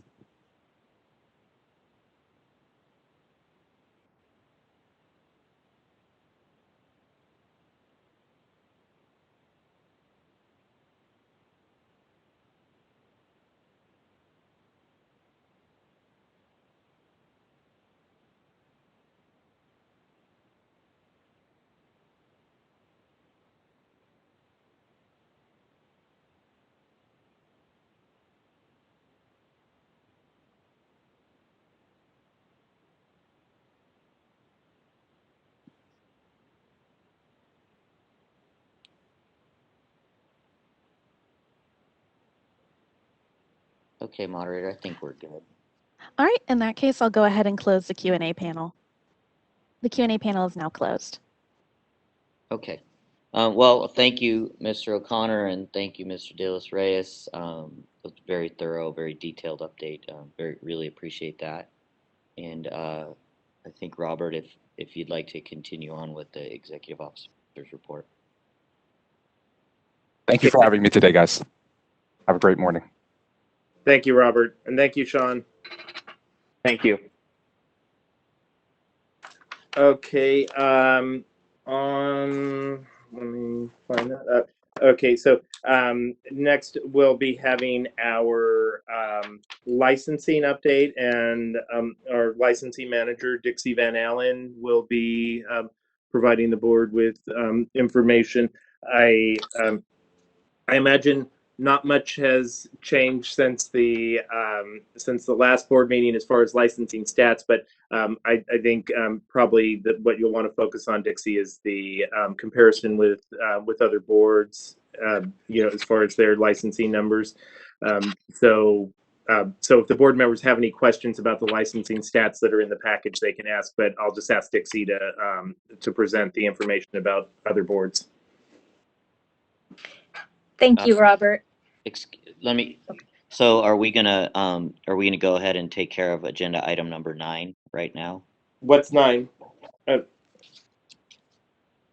I'm sorry. Did I? What did?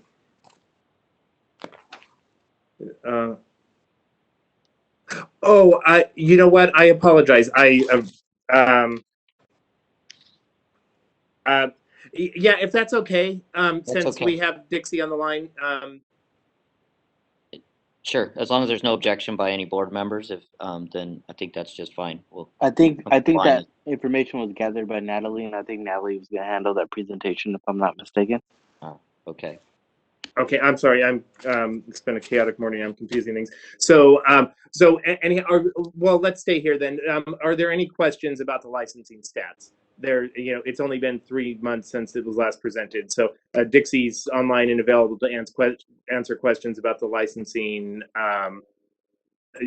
office or licensing division and the current stats. Does anybody have any questions for Dixie?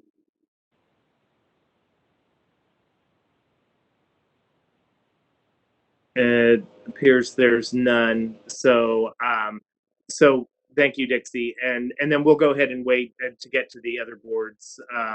And we'll move on to the enforcement statistical trends. And I'm sorry, there's somebody using a leaf blower outside my window. So for enforcement, Kristen, kind of the same thing. There haven't been any major changes in the statistics since the last meeting. But if there's any significant updates that you'd like to highlight since the last meeting, please share those. Otherwise, the board members can ask questions about the stats if they'd like. Sure, thank you. I was just going to touch on just a few items. For the most part, the statistics are similar to what we've been seeing in past fiscal years, and they're also pretty comparable to what we were looking at when we reviewed a full fiscal year of data in July. The noticeable changes that I'd just like to mention at this meeting is looking at the number of complaints received. The data that we're looking at for this current fiscal year is about 1/4 of the way through, and looking at the number of complaints received, we're at 134. So we're trending slightly lower than what we had in the last 2 fiscal years, and we're closer to what we were seeing in 16, 17, 18. That's primarily due to the fact that with COVID and the CE waivers, we're not seeing cases coming over as failed CE audits, which then become a enforcement complaint case. So that's primarily the reason for the decrease. We're pretty much on track to be in about the 500 by the end of the fiscal year in terms of the number of complaints that we're going to be working on. And then also looking at the number of pending complaints, that's been trending upwards for the past 5 fiscal years. There's a variety of factors that could go into that, and I'd like to look at that data a little bit more thoroughly so I can give you an update at the next meeting. But number of factors going in there. We have staff teleworking, and we've been adjusting to COVID. We've got a few vacancies in the enforcement unit. We've also been, as you can see, looking at the last 2 fiscal years, we're receiving a significantly higher amount of work to do. So all those factors combined, we do have a higher workload than historically we have as far as steps that we've been taking. Robert and I have been regularly meeting with staff and providing direction on their cases so that they can prioritize and we can get through the work. We've also had our policy analyst, Andrea McMillan, who has some previous enforcement experience, has been assisting us with these cases. And we're in the process of bringing on a seasonal clerk to assist the enforcement unit with the more clerical duties so that we can free up some more of the analyst time to focus on reviewing and working on their cases. So I just wanted to mention that. And then as far as the rest of it, the only other noticeable statistic I would say is looking at the number of disciplinary cases that we're getting through the process and closing. With COVID, we haven't been having hearings since about March when OAH switched to a virtual hearing. As far as the cases that we had scheduled for hearing, a lot of those got pushed out and they filed for continuances and they've been granted. So we're in this period of time where we're not receiving any proposed decisions for the board, and it leaves, as far as disciplinary cases, we can negotiate stipulated settlements or surrenders, or we can proceed with a default decision if somebody doesn't respond to the accusation. But aside from that, on the respondent side, there's not much incentive or pressure for them to negotiate a settlement with us right now because they're not facing a hearing, impending that's coming up. So we've noticed a little bit of a decrease in the number of cases, and I think a lot of that factor is just the time frames and when they're facing a hearing. It's not right there. It's something that they're actively working on, but we are communicating with our contact at the Attorney General's office, and where we can negotiate settlements, we're trying to get that going, because then it gets the licensee into the process much sooner, and we can resolve these. But it is something that we've noticed. And also another thing that comes to mind when looking at the actual data is, as far as the number of pending disciplinary cases that we've had, if you look back about 5 years, we were at 65, 55 pending cases, and then we cleared a significant backlog of those in fiscal year 18-19. We closed quite a few. So the number went down, and now we're kind of ramping back up. So we have a number of cases that we've referred to the Attorney General's office, and they're just making their way through the process. If you look at the number of pending cases, we're back up at 58. So we're going back up. So I really anticipate that within the next maybe 6 months, it could go out to a year, just depending on where everything goes with COVID. But I think we're going to see a lot more closures coming your way in terms of mail votes for the board members. So aside from that, that's really my update with the enforcement. I'd be happy to answer any questions or address any other statistical data.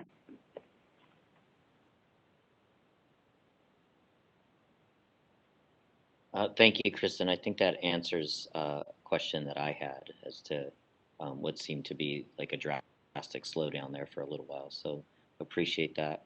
Are there any other questions for Kristen from the board?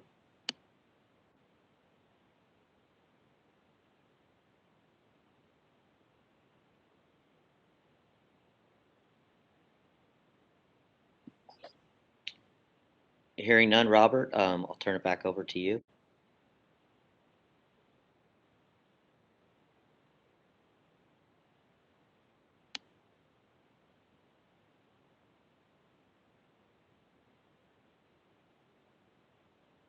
This is the moderator.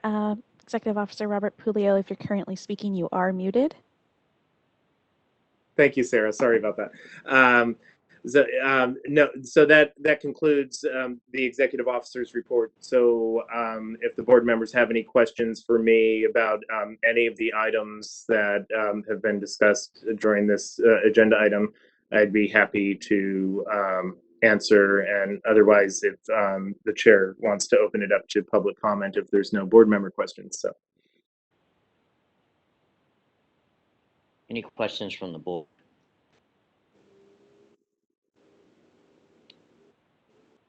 Hearing none, moderator, can we please open it up for public comment on the executive officer's report?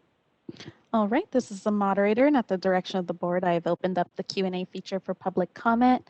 Members of the public, if you would like to make a comment on this agenda item, please click on that icon with a question mark within a square located at the bottom right-hand corner of your WebEx screen. I'll go ahead and pause a moment to allow members of the public time to access that Q&A panel and submit their requests.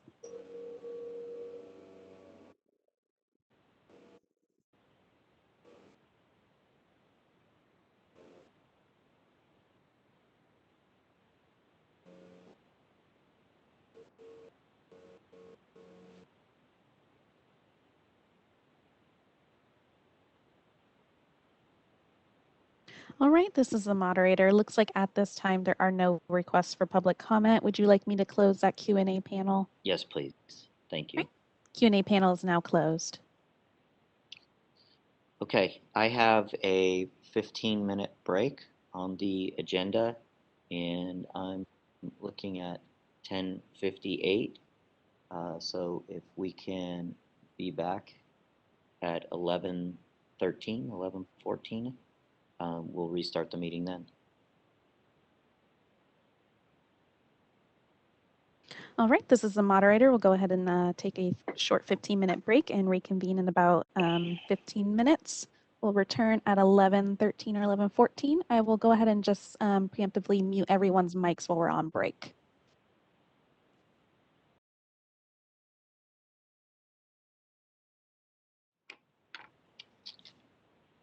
Okay, welcome back, everybody. We're going to move on to agenda item number 9.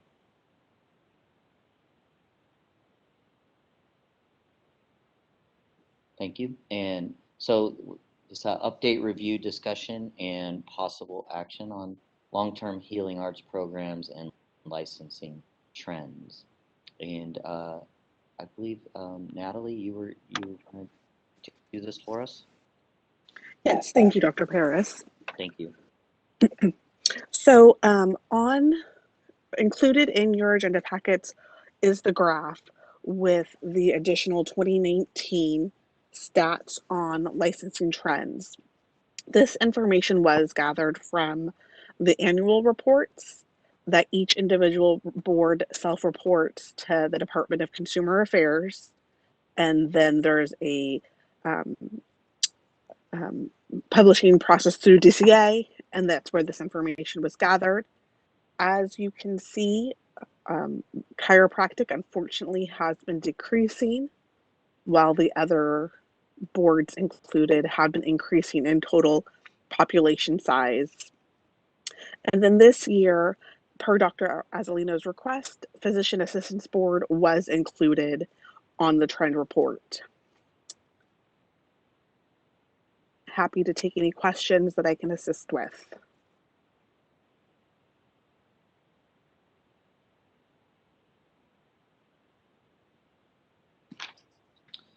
Thank you for getting that information for us, Natalie. So I just want to say that, you know, it's concerning to see this. I think we had an idea of what it looked like for us, but even more impactful to see that every other healthcare profession has been increasing over the last year or 3 to 4 years as a trend, and we're trending in the opposite direction. And even more concerning maybe that at a time when, you know, current issues, pain issues in healthcare and research and data demonstrates, you know, more than ever the need for increased access and availability of conservative care, you know, that we're seeing in a decline. You know, one of the largest groups of conservative care providers that we have. So I would like to hear comments from the board or thoughts on. I would like to see us establish a, you know, a focus group or an ad hoc committee that includes stakeholders, including the colleges, around this topic to, you know, begin the discussion of, you know, trying to see if there's something we might uncover that either answers this question long term or provides some solutions. Any thoughts? David, Sergio here. I have lots of thoughts. I've been tracking this for a long time. Thank you to staff for putting this together. The one thing I would just ask is if we can, once a year, if it's not too difficult, maybe twice a year, to have a similar document put together with the trends throughout the country. That would be very helpful.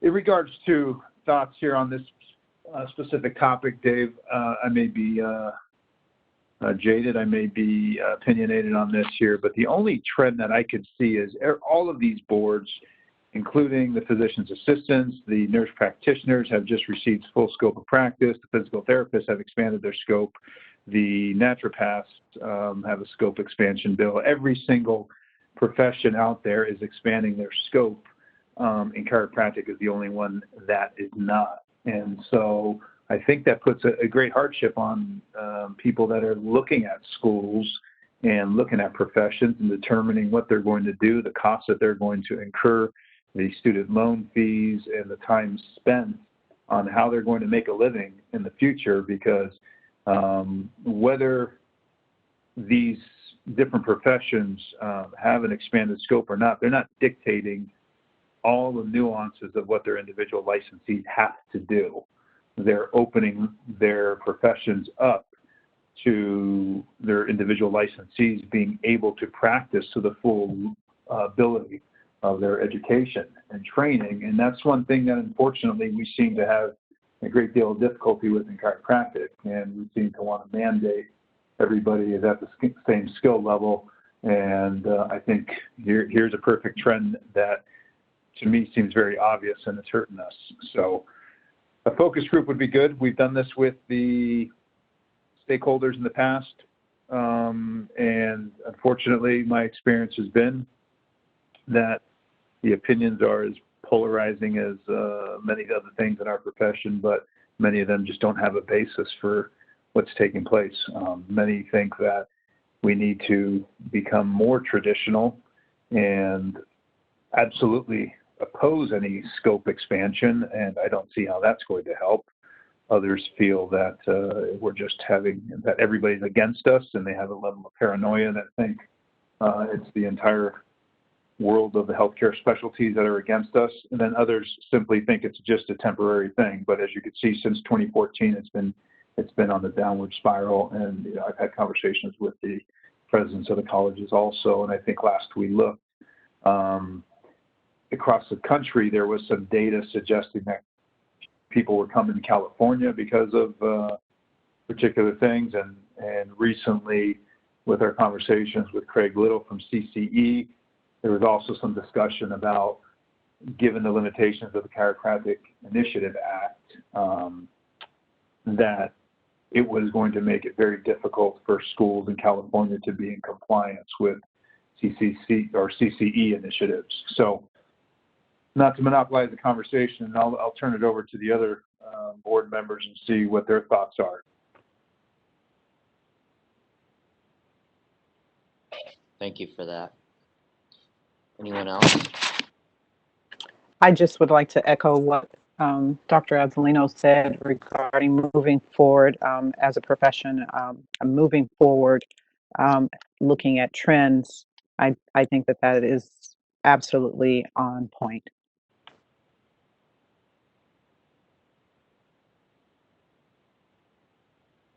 Thank you. Any other comments from the board? Dave, this is Heather Dane. I think we'd be remiss if we didn't discuss reimbursement as well. I mean, that has to be part of the conversation. So just putting that out there. I mean, this is obviously something that we're going to have a committee about and talk about other things as well. So I just wanted to put that idea out there.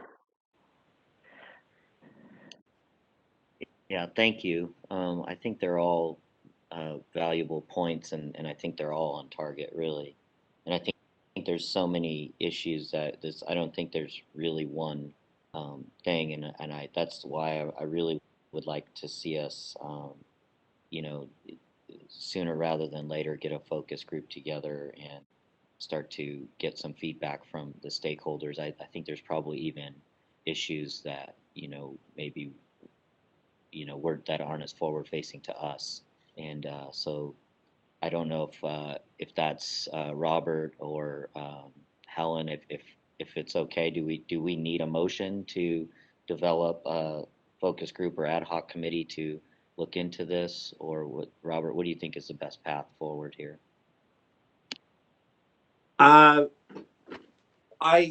think I'll have to defer to Helen regarding whether we need a motion, but we may want to figure out the details before the board makes a formal motion. So figure out what kind of a committee and how we would want to invite stakeholders to participate and so on. So we may want to present this at the next board meeting as a as a formal motion to establish an ad hoc committee. We've never really done that with this board, establish an ad hoc committee. We've had stakeholder meetings and so on. So I think it would be beneficial to kind of talk internally and figure out the logistics, and then present it to the board for a motion.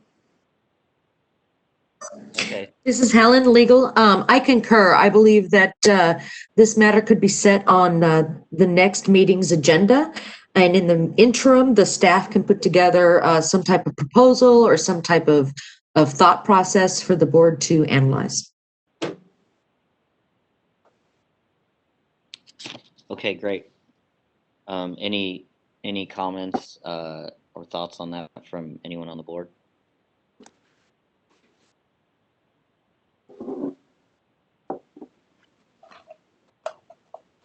Sergio here again. I concur. I think we're best to have an internal meeting first and figure out truly what your outcome, what your desired outcome is, because I'm not clear on what a committee will do besides investigate this further. What is your desired outcome, Dr. Parrish?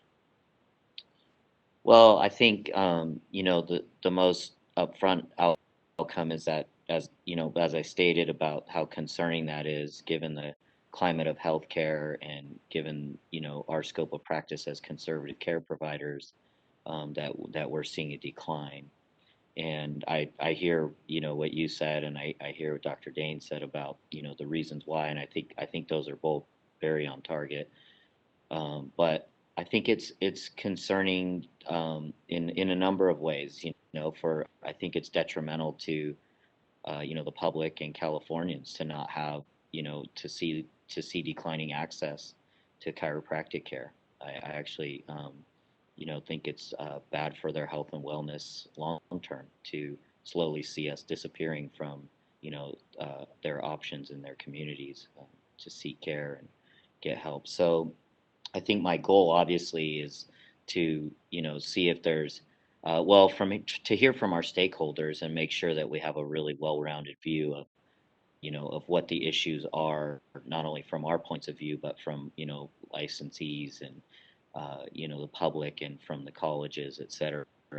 And then to also see if there's something, any action or something that we as a board may be able to undertake to help rectify that. And also, I think too, when you get those groups together, just aside, I mean, I think a focus group or ad hoc committee, there's two-way communication there, and so there may be things, where we're helpful in that discussion, going both ways. So I think that's really the outcome that I would like to have happen. I know it's hopeful, and we don't know the answer to that, or if there is one yet. But I think we would be remiss to not, look into that and take action somehow.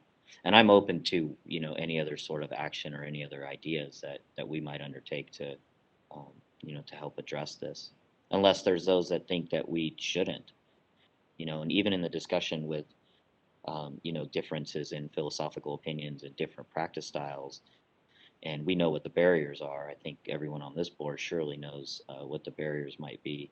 But I also believe that we would be hard pressed to find a chiropractor sitting anywhere in their office today that doesn't see this as problematic.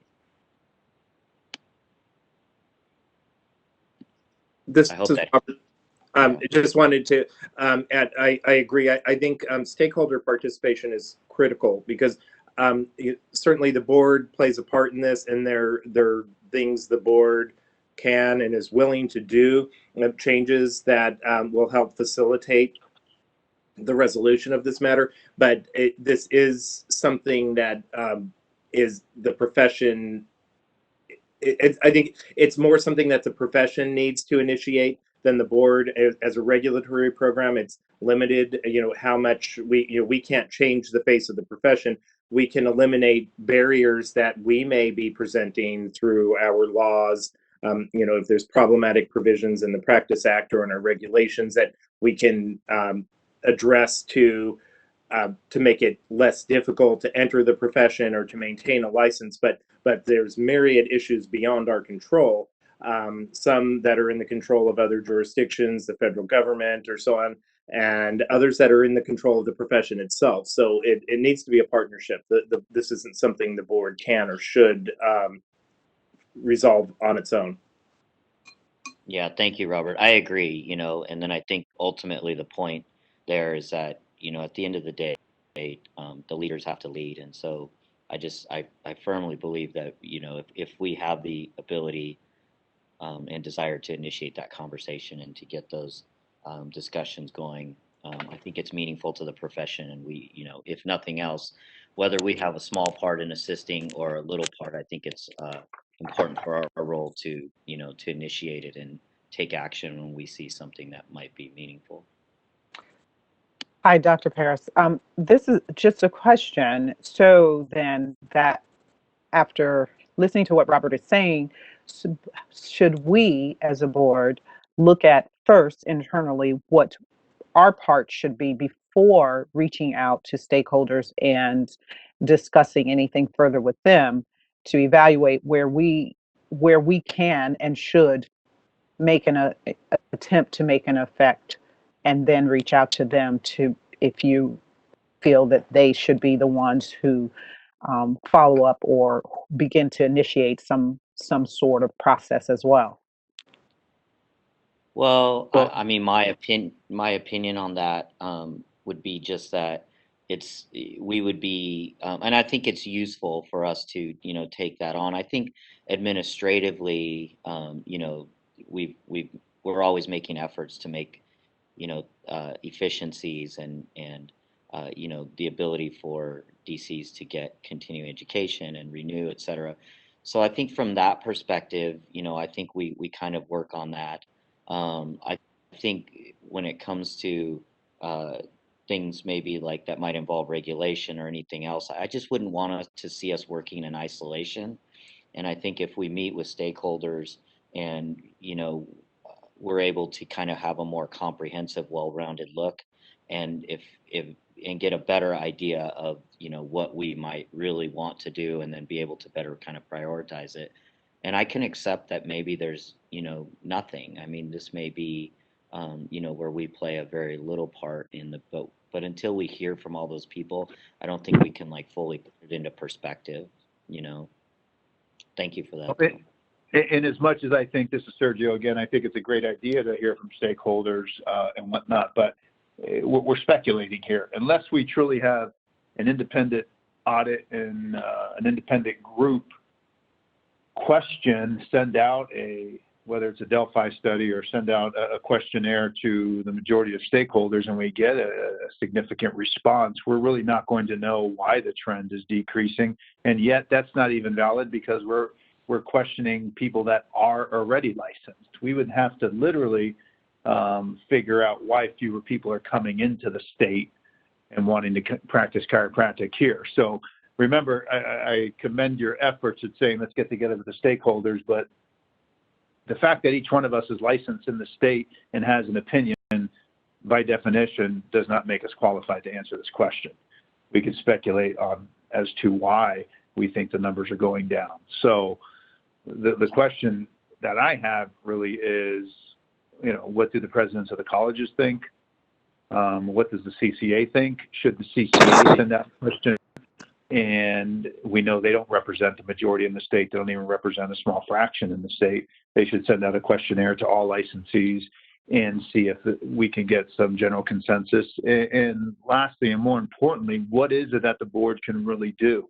This is a conversation that Robert and I have had ad nauseum, and as a regulatory board, we may be able to support some legislation moving forward, but it's really not our place as a regulatory board to solve this issue. It really is more so, in my opinion, more appropriate for the schools, for the CCA, or any other body that does represent stakeholders to address this issue.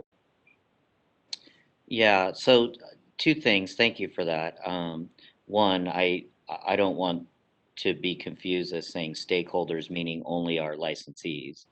When I was referring to stakeholders, I'm referencing the same people that you mentioned. I'm referencing, the colleges, the presidents, And, you know, we actually have some good researchers in the profession that, you know, have looked at licensing trends and things like that. So, I mean, I think we have to open our mind to who, when we say focus group and stakeholders, you know, to a really broad idea of those people that might be helpful. And so I just I just want to make it clear that I was thinking of, you know, everybody when I said that, not limiting it to licensees. And then I think second too, I like the ideas of, you know, like we're already thinking, I mean, just this brief discussion, we're already coming to like some solutions, like, well, can the state association put out a survey? Can we, you know, maybe, and I could think of other ones. I mean, can we engage, you know, our professional research bodies like Clinical Compass to, you know, engage in some practice trend analysis or do a paper that way? I mean, I think there's a lot of possible solutions. I would just be hesitant to have us kind of come to those before we've actually, you know, met with everybody and kind of gotten a full 360 view of, you know, the issue. And I'm open to, you know, we can put it on the agenda, and if it becomes a motion that doesn't pass, that's okay too. It just maybe is not a board priority or not. But I have a really hard time, you know, thinking that at the July 16th meeting we had enough concern that we asked for this data, and we brought it back, and we asked because we already knew what we were going to see from our end. It was really for us to look and say, gosh, are we like everybody else? And so I think we've gotten the answer, which is no, we're not. So I don't know if we ask that question just as, you know, just to be able to observe the reality, or if we ask that question to try and take some action and formulate some sort of, you know, place where we can have a positive role in this. That's my I would only say intent. we've asked that question. We've asked that question so we could have a positive role, but I think we've been cut at the pass multiple times. I'll speak for myself. This is not something that is new. This is something we've been talking about. We had a meeting years ago, probably about 6 years ago now, where we had the presidents of the colleges, all the 3 colleges in California, the president of the ICA, the CCA. It's just nobody seems to want to move forward. It's just a circular conversation that everybody seems to think that the more we think about it, the more something is going to happen. And unfortunately, the ship is sinking. That's what I was going to say. I recall there being a previous meeting with those very stakeholders, and that's why I was suggesting that we, like you said, answer the question, what could our role be? Whether that's after the stakeholders meeting or before, we need to establish what, if any part, our role can be, and how, if we can't do anything as a board, that individually we make suggestions to the entities that can, or if that's possible. This is Robert.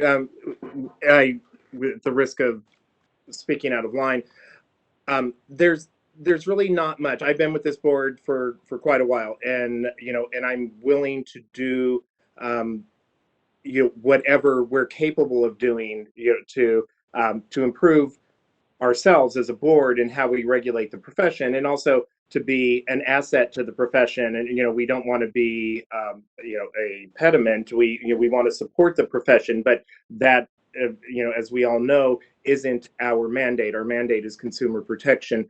And right now, as the previous agenda items have indicated, we're operating on a shoestring. We have a very small staff. We don't have a lot of resources. We're struggling to keep up with the work we already have. We don't have the resources to do a lot of research and hire consultants and figure this all out. We have expended considerable effort and staff resources in researching some of these issues and bringing stakeholders together. But I don't know who from the profession is listening to this meeting, but we're, as a board, we're interested. This board is very engaged in this issue. We're willing to participate in a solution, but but if the profession isn't addressing this and looking at solutions and putting initiatives in place to move the profession in a different direction, there's little the board can do. Any barriers that we may be presenting to licensure are minimal. If this was a viable option for people to enter the profession, they'd be entering it and they would complain because every profession complains about regulation. I've been dealing with regulatory programs for my entire career. Every profession complains about regulations and the burdens, and I'm very mindful of everything we do impacts the profession, and and that we have to be aware of the impact and sensitive to that. And so of course, there's always areas to improve, but I don't think there's much we can do that's going to turn this particular situation around, where we're going to have more people coming and wanting to be licensed as chiropractors in California, or for that matter, across the country. This is a national trend, and so I want to be supportive. I don't want to always be the person saying, no, we can't do that, or this won't work, but we do have limitations. And so I just want to make sure that the board members and everybody listening is aware of those limitations and sees us as allies and partners, but we're not going to be the ones who are going to solve this problem. And I apologize if I spoke inappropriately, but I just needed to share that. No, thank you, Robert. I mean, I think the reality is, if others are hungry to make a change, we're going to be supportive in every single way possible, but we can't do this. The profession needs to do it. The stakeholders need to do it, and we're not an impediment. If anything, we have a group of individuals that desire this and would be a great ally, but unfortunately, the level of apathy is hurting us here. Well, I'm a perpetual optimist. I hear you both, and I understand. I mean, I really do. I think that's probably the stark reality of today. But I still believe that, sometimes the person who initiates the conversation and who gets the motivation to get a group of people moving forward is not always the person that has the most, impactful change, at the end of the day. But so I would still, if the board would allow, I would still like to see it as a motion and an agenda item on for the next meeting. And I will commit to investigating our options and try to present the board with options for various types of focus groups or ad hoc committees that we might bring together to start the discussion, and so the board can make an informed decision at the next meeting.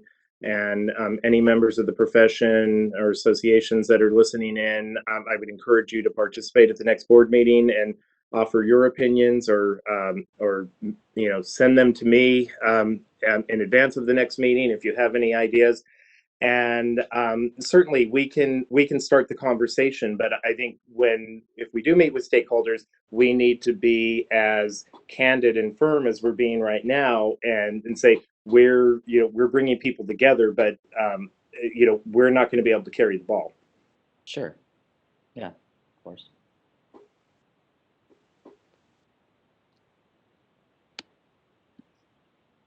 Anything else? Any other questions, comments, any other discussion on that?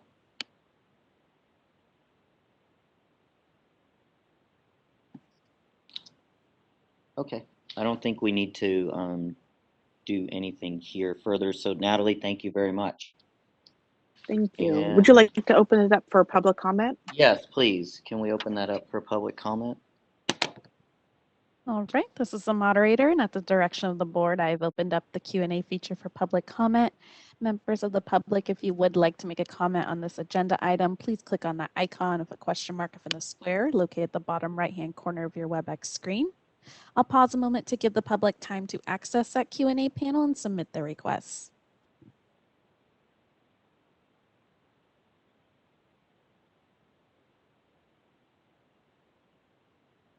All right, looks like we do have one individual who has requested to make public comment.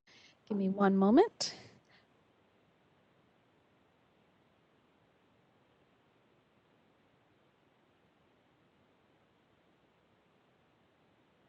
Don Benton, you'll be given 2 minutes to speak and a 15-second warning. I am unmuting your microphone now.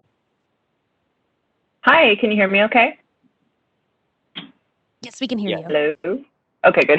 Garbage garbage truck going by out front. I just want to say that this would be a great thing, Dave and Robert, to bring up at our meeting tomorrow, and I am sure that we are willing to help gather people and participate at any level that we can afford to do so. National surveying and things like that are outside our budget, but we definitely want to be a part of the conversation and contribute in whatever way is possible. Thank you.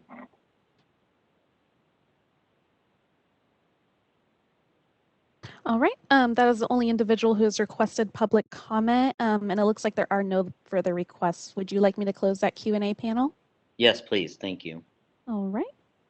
Q&A panel is now closed. Okay, so moving on to agenda item 10, Marcus, I think we were gonna, Marcus, Robert, I think we're gonna try and move, see if we could move some of the agenda items around. Yeah, we want to take some of the agenda items out of order and want to move up and have the discussion on agenda item 11 related to the enforcement committee. And then Christian, you can lead that discussion. Okay, thank you. The enforcement committee met on October 16th, and they discussed a few items that I just want to highlight, and then they had one action item coming out of the committee, and I'll address that last. One of the items discussed was an update on the board's expert witness program. So what staff has done is they've compiled sample reports from some of our experts, and we're using that information to create an expert report template for consistency, and then also as a baseline for us to evaluate the writing samples that we're going to be receiving as we move into the recruitment process. So making progress on that and hope to get into the recruitment process in 2021. The committee also had a very helpful discussion regarding the top 10 enforcement violations. What staff did was compile a list of the most common violations that resulted in either citation or disciplinary action by the board. And in looking at that data, we did encounter some issues with the fact that we have some regulations that are very specific, such as insurance fraud or sexual misconduct, but then we have more generic violations that tend to be included with just about any case, and those are things like endangering the public or committing an act of moral turpitude. So it's kind of broad, and it doesn't really give you maybe the information that you'd find helpful when you're trying to tailor some type of educational tool for licensees and consumers.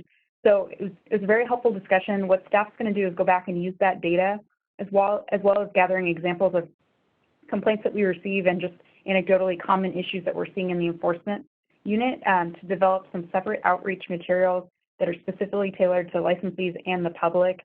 The goals of those would be educate the public on, what should they expect during a chiropractic visit, and then advising licensees on common issues that they can avoid in order to prevent any type of contact with our enforcement unit or disciplinary action against their license. So staff is going to be working on that, and we plan to bring that back at the next enforcement committee meeting. And then we also had a discussion on the enforcement program statistical data, similar to the data that I presented earlier. And it was helpful that the members had requested a little bit more detail on the source of the complaints and then examples of the types of cases that fall under a pretty broad category of unprofessional conduct. And then also exploring the idea of taking the source of the complaints and the category and the type of complaints received and probably throwing them into some sort of a pivot table so you can see of the types of complaints that we're receiving, who's filing those specific types of complaints. So something that I'm going to be exploring a little bit more over the next few months, and then I'm going to develop some type of report, see what I can pull together, and then we'll bring that back to the committee for discussion at its next meeting. So just 3 update items. And then as far as what the committee brought forward for the board to consider, what we have is, and it's in the packet under this item, we have within our citation regulations, there's the Business and Professions Code section 125.9, which is what authorizes the board to establish its citation program. And it includes a number of provisions that are required to be in that system. And there's 2 provisions within the statute that were never adopted into the regulation. One of them is a provision that if the respondent has not requested a hearing, payment of any fine shall not constitute admission of the violation charged. And the other one was that if a licensee fails to pay a fine within 30 days of the date of assessment, unless they're appealing it, it may result in disciplinary action being taken by the board. But where the citation is not contested and the fine is not paid, the full amount of that fine shall be added to the renewal fee of the license, and the license will not be renewed without payment of the renewal fee and the fine. So what we're currently seeing in the enforcement unit is when someone doesn't pay a fine, we send them a few warning letters. We try to negotiate some type of payment plan, but if they're not complying, we send them to the franchise tax board, to their intercept program if they're owed a tax refund, we can intercept those funds and it goes to the board to satisfy all or part of their the fine that's owed. But this mechanism that's in the statute and should be in our regulation is actually very helpful in that it allows us to put a hold on the license so that they need to satisfy their outstanding obligation to us in order to renew. And it's also going to give us, I think, a more effective tool that we can use to really ensure that we're collecting our citation fines. So as we were working on those amendments, the other thing that that we've added in there that staff proposed and the committee agreed with was there's the timeframes for when someone is contesting a citation. Currently, there's 2 different timeframes with 2 different starting points. So what we're proposing to do is to change the deadline for requesting an informal conference and make it consistent with the same deadline if they want a hearing. So it would go from 14 days after service of the citation to 30 days of the date of issuance of the citation. That way, giving them one deadline, they get their citation, and if they choose that they want to appeal it, they can either select one or both of the options and submit it with one clear deadline. And I think it would eliminate a lot of confusion on the respondent side, and it'll make it a little bit easier for board staff to process it and really determine when that window has expired. So so the committee reviewed and discussed this language, and they made a recommendation to the board to approve it and grant authority to the executive officer to make non-substantive changes and commence the rulemaking process. So with that, I'll turn it over to the board members for any discussion on the proposed regulation and any potential motions. Thank you. Any discussion?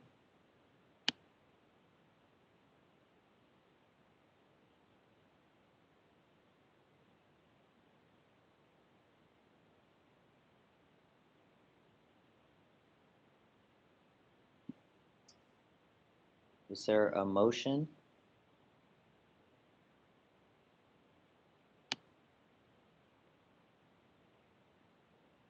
So I will make the motion. Thank you, Kristen, for that great update. And I will make a motion, as we've already discussed in the Enforcement Committee meeting, that we would like to propose the board adopt 390.4 on contested citations and 390.5.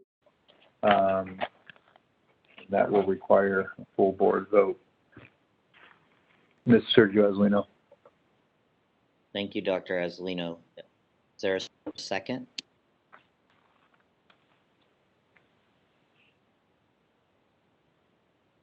Dr. McLean, I'll second it.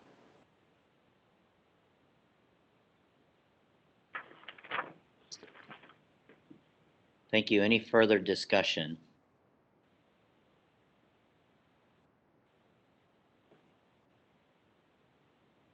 Hearing none. Mr. Ruffino, will you please call for the vote?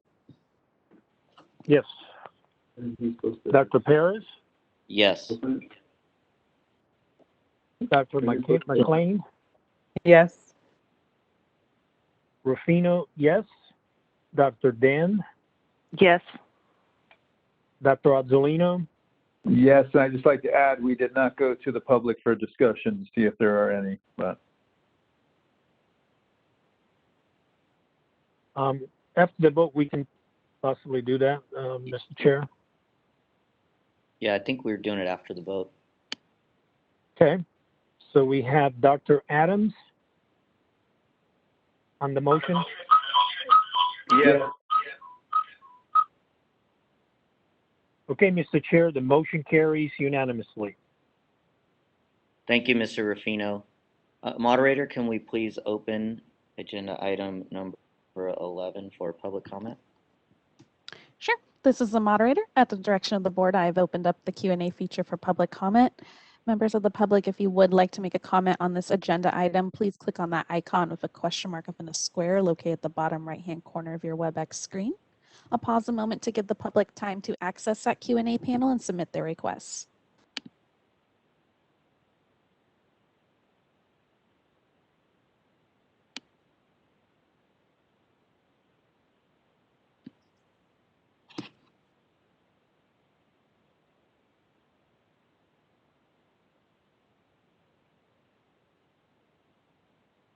All right, this is the moderator. Looks like at this time there are no requests for public comment. Would you like me to close that Q&A panel? Yes, please. All right, the Q&A panel is now closed. Thank you. Okay, Marcus, Robert, would taking this out of order, are we going to take another agenda item, or were we going to try and do the lunch break now and then come back with 10 and 12, 13, etc.? I think it's the appropriate time to take a lunch break. We can resume the items after the remaining items after the lunch break. Okay, great. It's 11:55, and let's take a 1-hour lunch break. We'll be back at 12:55, and we'll resume with the agenda item 10, 12, 13, etc. Thank you.